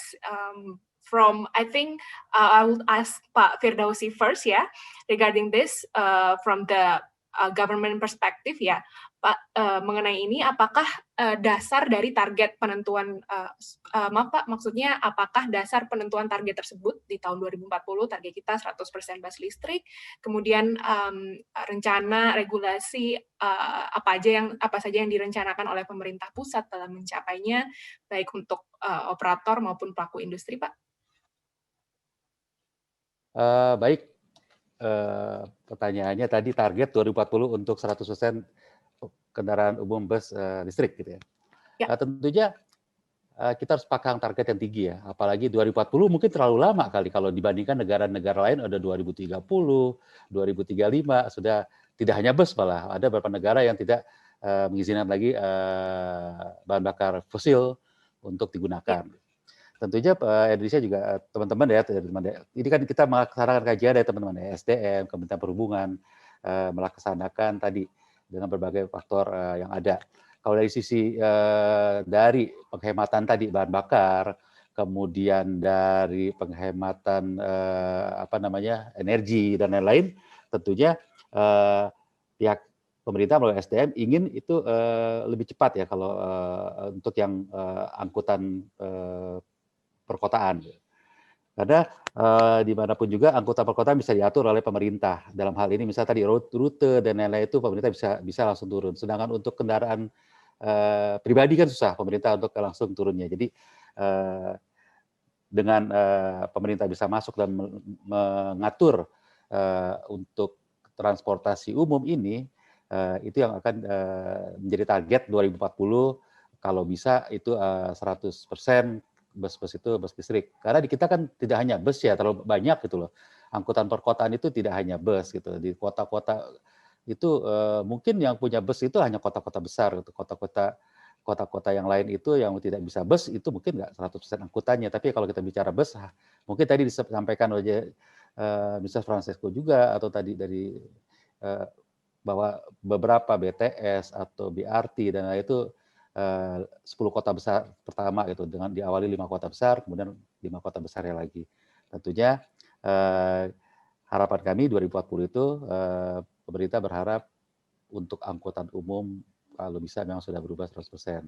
Dan kita juga berharap nanti industrinya juga sudah tumbuh ya. Kalau sekarang tadi memang kita sama sekali baru mulai, tentunya para investor juga pasti berpikir ya, kalau kami akan menginvestasikan sedangkan demand-nya masih sedikit, mereka kan akan berhitung gitu. Tapi dengan tadi pemerintah akan melaksanakan mengganti transformasi kendaraan dinas pemerintah sendiri, angkutan bus jemputan pemerintah ditambah angkutan umum dan lain-lain, itu kita berharap akan menumbuhkan industri-industri misalnya komponen utama atau pabrikan-pabrikan lokal di dalam negeri. Karena kalau untuk bus sendiri di Indonesia mungkin kita sama-sama tahu untuk karoseri dan udah bagus lah, sangat bagus itu. Tinggal tadi industri misalnya tadi sasis untuk listrik, mobil listrik ini mudah-mudahan kedepannya itu akan ada, mungkin akan lebih cepat dari 2040 mungkin ya, karena di mana apabila nanti sekarang ya harga baterai, industri baterainya Indonesia tumbuh akan lebih murah, kemudian nanti harga itu bisa mendekati atau lebih murah dari yang ICE, apalagi kalau dikenakan disinsentif, saya rasa bukan hal yang tidak mungkin untuk bisa mempercepat transformasi kendaraan umum, transformasi bus menjadi listrik di dalam 2040. Demikian Mbak Fania. Ya, terima kasih Pak Firdausi. So I'm going to Francisco. So Francisco, Pak Firdausi has said about the possibility to achieving the 2040 target, and even it's too long ya, 2040. Maybe we can achieve it earlier gitu ya Pak. And then it's mentioned that we are quite confident because the buses industry is controlled by the government, so we can transform it quickly. And then we have the battery industry in Indonesia. Hopefully, it will help to reduce the cost of battery, and also the local industry, local manufacturers. And how do you think about this, Francisco? How do you think about the target? Yeah, thank you, Vania. Yes, I completely agree with Pak Firdausi. It is the 2040 target is not too ambitious. Considering that the life of the bus in Indonesia, let's say for the city of Jakarta, will be 10 years. So in theory, you could actually transition the entire fleet in the next 10 years. That would be sort of the maximum speed of transition that you could achieve. What is also important to mention is the use of the mandates or the adoption of mandates. And that's probably the fastest pathway to transition public transit fleets, bus fleets to electrification. This is something that China did, something that California is doing, something that countries like Colombia is also doing, is setting annual targets for new bus procurements to be a fraction of the total, a minimum fraction of the total buses that enter the system into each of the transit systems across all cities. So that, I think, will be the most powerful regulatory tool that the Ministry of, or the government of Indonesia could implement to ensure that 2040 or even earlier, 2035 or 2030 can be achieved for that transition. I don't know if Ray, do you want to say something about that? I think that you're also very involved in this. Yeah, if that's okay. Yeah, I think for me, for example, I compare 2040 to the target that California has. California also has a 2040 target, actually, for buses, but it's for every bus operating on the roads. California has a target for all new bus sales, which is different. So for 2029, 100% of all bus purchases must be zero emission. So that's 10 years earlier. Another consideration is that 2040 may be an appropriate national target, but you could also explore faster timelines in the largest cities. Maybe you focus just on the cities that have, I don't know, 1 million population or greater. You pick some number to define what is a large city, and those cities could probably move faster. So you could imagine a timeline, yes, of 2040 that is a national timeline, but in reality, you could focus the fastest action in the biggest cities that have the most resources and also probably have the most buses. And so in that way, you could have a quite rapid impact by concentrating energy and focus and speed in those big cities. Thank you very much, Francisco and Ray. And I'm agree with Ray. Maybe we can try to fragment the Mbak Fania tambahin. Oh, silakan Pak Firdausi. Okay, if we talk about the region, not for the whole country, I think the most speedy for the electrification bus is in Bali, because the government and is a major have to push the all for the Bali Island for electrification only. Jadi mungkin untuk Pulau Bali itu akan lebih cepat menurut saya, karena pemerintah Bali sendiri, gubernurnya sendiri ingin itu bisa segera gitu. Karena kan apalagi kalau bus ya, mau bus udah pasti kalau nanti jarak jauh pun udah pasti karena dia berupa pulau, udah nggak bisa nyebrang ke Bali gitu loh, akan lebih mudah. Jadi untuk kalau kita bicara tadi per area gitu ya, saya rasa Bali itu mungkin paling maksimal 2030 saya rasa udah akan menjadi Green Island dengan elektrifikasi, elektrik bus dan lain-lain. Seperti Jeju Island di Korea dan lain-lain. Mungkin seperti itu. Yang pasti tempat wisata dan berupa pulau itu akan lebih mudah untuk dielektrifikasikan armada atau transportasinya. Demikian tambahan dari saya. Thank you. Baik, terima kasih Pak Firdausi. So we are moving on to the next question. This is for Francisco. So you were talking about the policy in Indonesia, especially nationwide. Yeah. Here is the question: have you identified any local policies that could be implemented in Bandung and Maidan to support the Ebas implementation there? Yes. So there are a series of so we have the national level policies that obviously translate into the local level. One of those is the buy the service. The buy the service is actually being implemented right now for the city of Bandung, and is going to be also used for electrification of one of those routes, as I presented. So that is one of those that is directly coming from national level government into the city. Then we have more of the local level policies, and at the local level policies we have a reduction in the transfer tax. In the transfer tax, so the vehicles have two different set of taxes, no? Is the annual registration tax, and then you have the transfer tax that is during the purchase of the vehicle. So this transfer tax is quite significant. It can go up to 20% of the value of the vehicle. What is interesting that we saw in different, it changes city by city, and there are some cities, some regions, some provinces where the local government drop this tax for electric vehicles and for electric buses, and is 10% lower than the tax for a conventional combustion engine bus.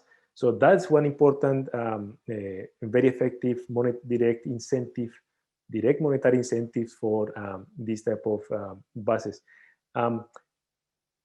These changes region by region. So this is something, one of the recommendations is just to probably harmonize that type of incentives across region.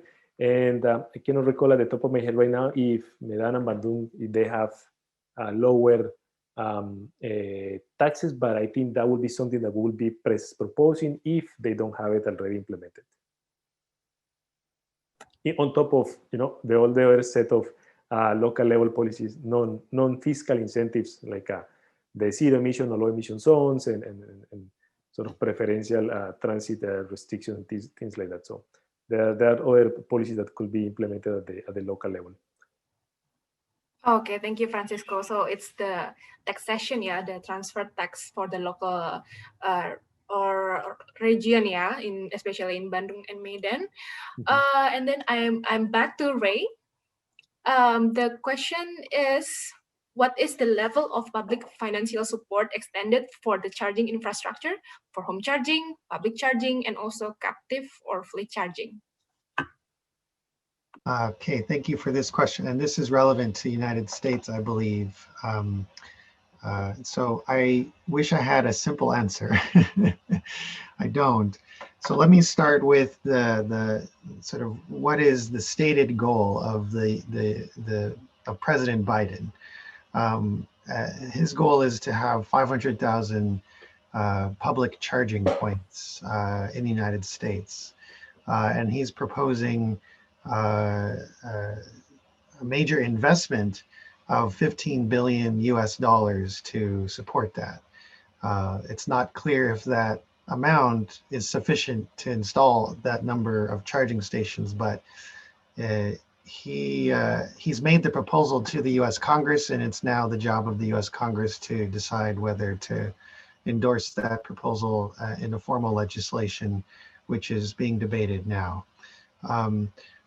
We already have under US policy a tax credit of 1,000 US dollars that is available under alternative fuel infrastructure crediting system. So any individual who purchases an electric vehicle is eligible for an additional $1,000 refund in their taxes when they install this charging. Beyond that, we don't have any other serious, clear, and direct public support to finance charging infrastructure. Recently, there was, I would say, a report published by the US Department of Transportation that identifies 15 separate programs that currently exist that have eligibility for electric charging infrastructure finance. But many of those programs also support, natural gas, biofuels, and other fuels that are supporting still internal combustion engines. So, and also many of these programs have run out of funding already. So this is also part of the message that this administration is sending to the US Congress is we need more clarity and we need more funding at the national level. Again, then when we look at the local level, as I showed in my presentation, a lot more of the action in the United States is happening because of state legislation, state regulations, and even more so city actions and city regulations. So any person can actually go to, in the state of California, a website, enter your address, and it will show you what level of federal incentives you get, what level of state incentives you get, and also if your city provides you additional incentives. In some cases, we have incentives that are coming from regional agencies as well. So it's possible to get incentives from 4 or 5 different government entities to support charging infrastructure. It's a complicated approach. It's not ideal. But right now, that is the world we live in. And perhaps as we get more momentum in the United States, there will be more consolidation of that. Finally, I should mention, of course, certain utilities, especially in California, but I think this exists elsewhere, provide a special utility rate plan to the owner of an electric vehicles. And this is also true for medium and heavy duty electric vehicles. So if you have an electric vehicle, the tariffs, the electricity tariffs change and can be more favorable to you, and that'll benefit you for all of your electricity consumption, not just for your electric vehicle. I wish I could say more about captive fleet charging and public charging, but honestly, it's very specific state by state. Again, I think perhaps California is the one who's investing the most because they have the most resources and they have the most comprehensive package available. And the state has required utilities to make an investment of, I think the number was $750 million US to deploy something like 10,000 charging points for electric, medium, and heavy duty vehicles. But I know that's not all the money that's being invested. There is more. And I hope that we can learn more about all the money that is being made available. Thank you, Ray, for the explanation. And I still want to talk about this EV charger investment. Yeah, I would like to ask Francisco, maybe, how do you think it's important for Indonesia to invest more on the public charging infrastructure, and is there any subsidy or it is needed to be subsidized to boost the implementation of charging infrastructure and also boosting the adoption of electric vehicle? Yeah, thank you, Vania. Yeah, so the availability of public charging infrastructure is one of the key components to, let's say, the fundamental, the basis to build the growth of the electric vehicle market in the country. This is linked especially to the electric vehicles. You have the users will have this perception of range anxiety. So the availability of a wide network of electric charging stations is very, very important for especially to drive the demand side of things, to ensure that the drivers, the users, the people who are going to be buying this technology are going to be able to use it wherever they need the transportation needs they have. So that is very important. It's not so problematic for public transit agencies because they have confined fleets that come and go in specific places. But for more of the private users, that is quite an important piece of the puzzle, of developing the electric vehicle market. So I think that's one of the key pieces. We found that there is a growing interest from the industry to sell this type of technologies into the market. The adoption of these private PPPs, these public-private partnership schemes that now is allowed by the Ministry of Energy, is quite an important, let's say, roadblock that was removed as the private industry or the private players have these strong drivers to make this a new business opportunity that will, I believe, that will accelerate the adoption of this type of technologies, the availability of these technologies into the Indonesian market.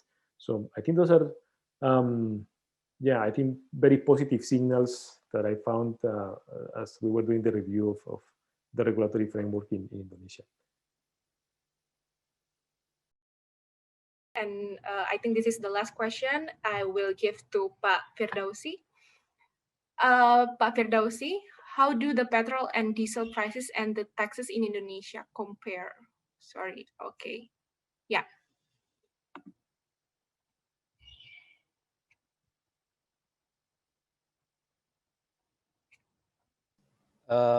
Maksudnya subsidi atau apanya nih? Karena dibandingkan dengan apa, saya kurang paham pertanyaannya. Yang pasti di Indonesia kan ada dua ya.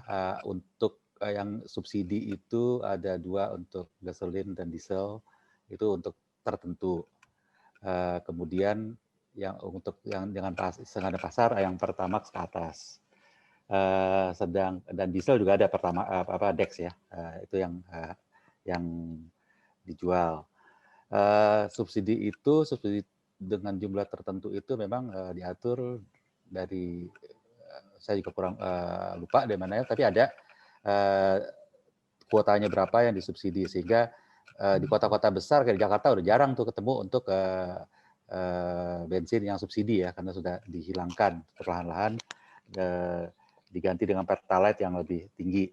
Memang kedepannya akan kemungkinan besar bisa jadi akan dijadikan sesuai dengan harga pasar gitu. Tapi tentunya untuk angkutan-angkutan di kita kan ada transportasi Gojek, ojek, angkot dan lain-lain, itu yang harus untuk transportasi publik itu yang seharusnya lebih tepat untuk mendapatkan subsidi. Kalau kendaraan umum biasa, kendaraan pribadi harusnya tidak dapat diberikan subsidi BBM tersebut.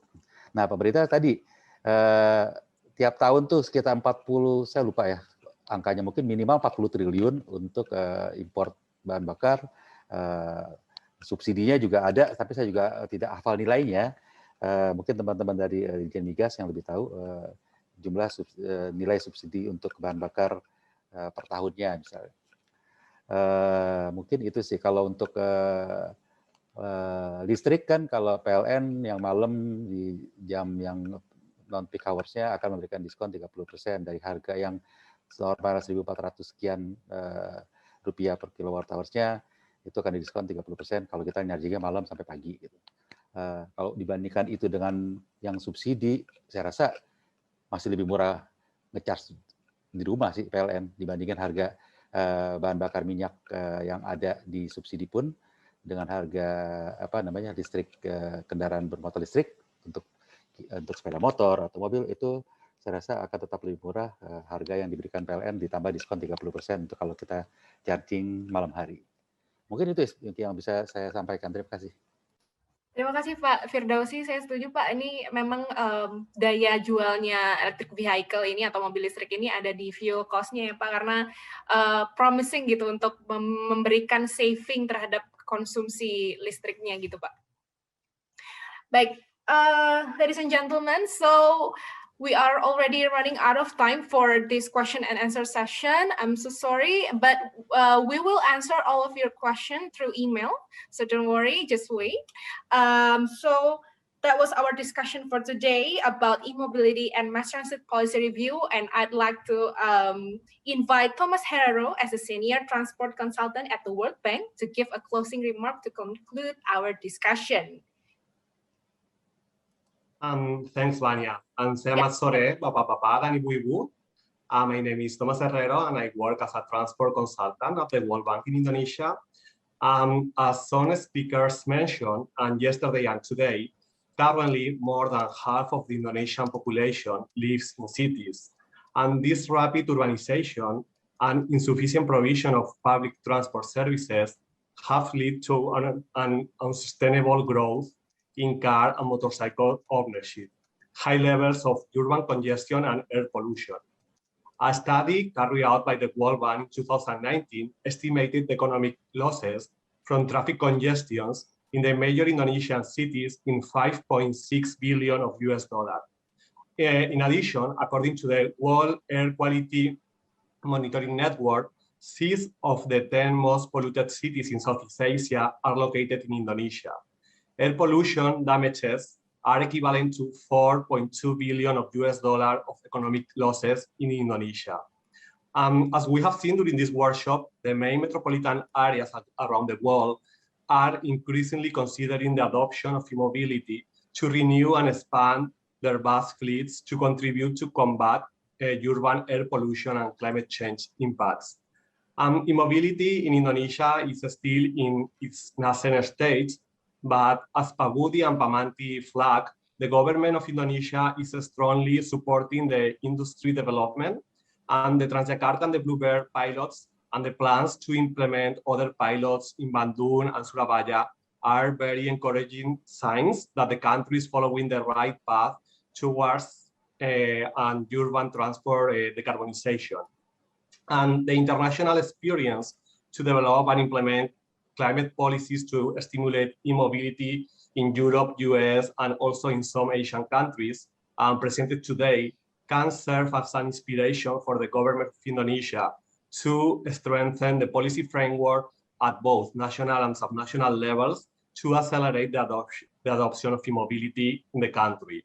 And during the session today, we learned that the government support is crucial to bridge the policy gaps in Indonesia by developing adequate industrial policies, direct and indirect incentive schemes, fleet electrification mandates, and charging infrastructure development programs to overcome the existing barriers to adopt e-mobility technologies. So finally, I would like to thank to Pak Budi Setijadi, Director General of Land Transportation of the Ministry of Transportation of Indonesia, Admut Waith, Transport Practice Manager for East Asia and the Pacific of the World Bank, and Nupur Gupta, Senior Urban Transport Specialist from the World Bank, for delivering very inspiring opening remarks yesterday and today. I would like to extend my thanks to all the speakers yesterday, Ray, Janchun, Sebastian, Felipe, Jaye, and Pagwan, for presenting global trends and international best practices to inspire the government of Indonesia to embrace e-mobility adoption in mass transit systems to decarbonize Indonesian cities. And in addition, I would like to thank to all our speakers today, Gunther, Ray again, Pamanti, and Francisco, for presenting the importance of climate policy and discussing options to bridge the policy gaps to expedite the adoption of e-mobility in Indonesia. And last but not least, I would like to extend my thanks to our donors, Molo and SMAP, and to our consultants, ITDP and ICCT, and to our moderator, Mania Herlamban, for your support and outstanding work to arrange and deliver this workshop. This is the first of a series of workshops that we will be conducting during the next months to disseminate best practices from other countries on the use of e-mobility in mass transit systems, to raise awareness of e-mobility benefits, and to discuss the implementation of potential strategies.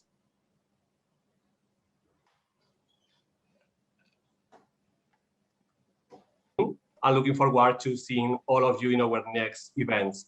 Over to you, Vania. Thank you, Thomas. Yeah, ladies and gentlemen, that remarks at the end of our workshop for today.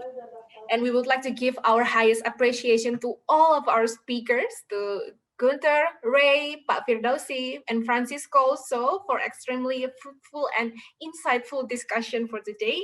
And thank you very much for all participants who have actively joined this event by asking us. And then we hope that we can still discuss in the next event, just like what Thomas said. And also thank you very much to all parties that have been supporting us since the very beginning. I'm Vania Fitrianti Herlambang. Thank you and see you in the next event.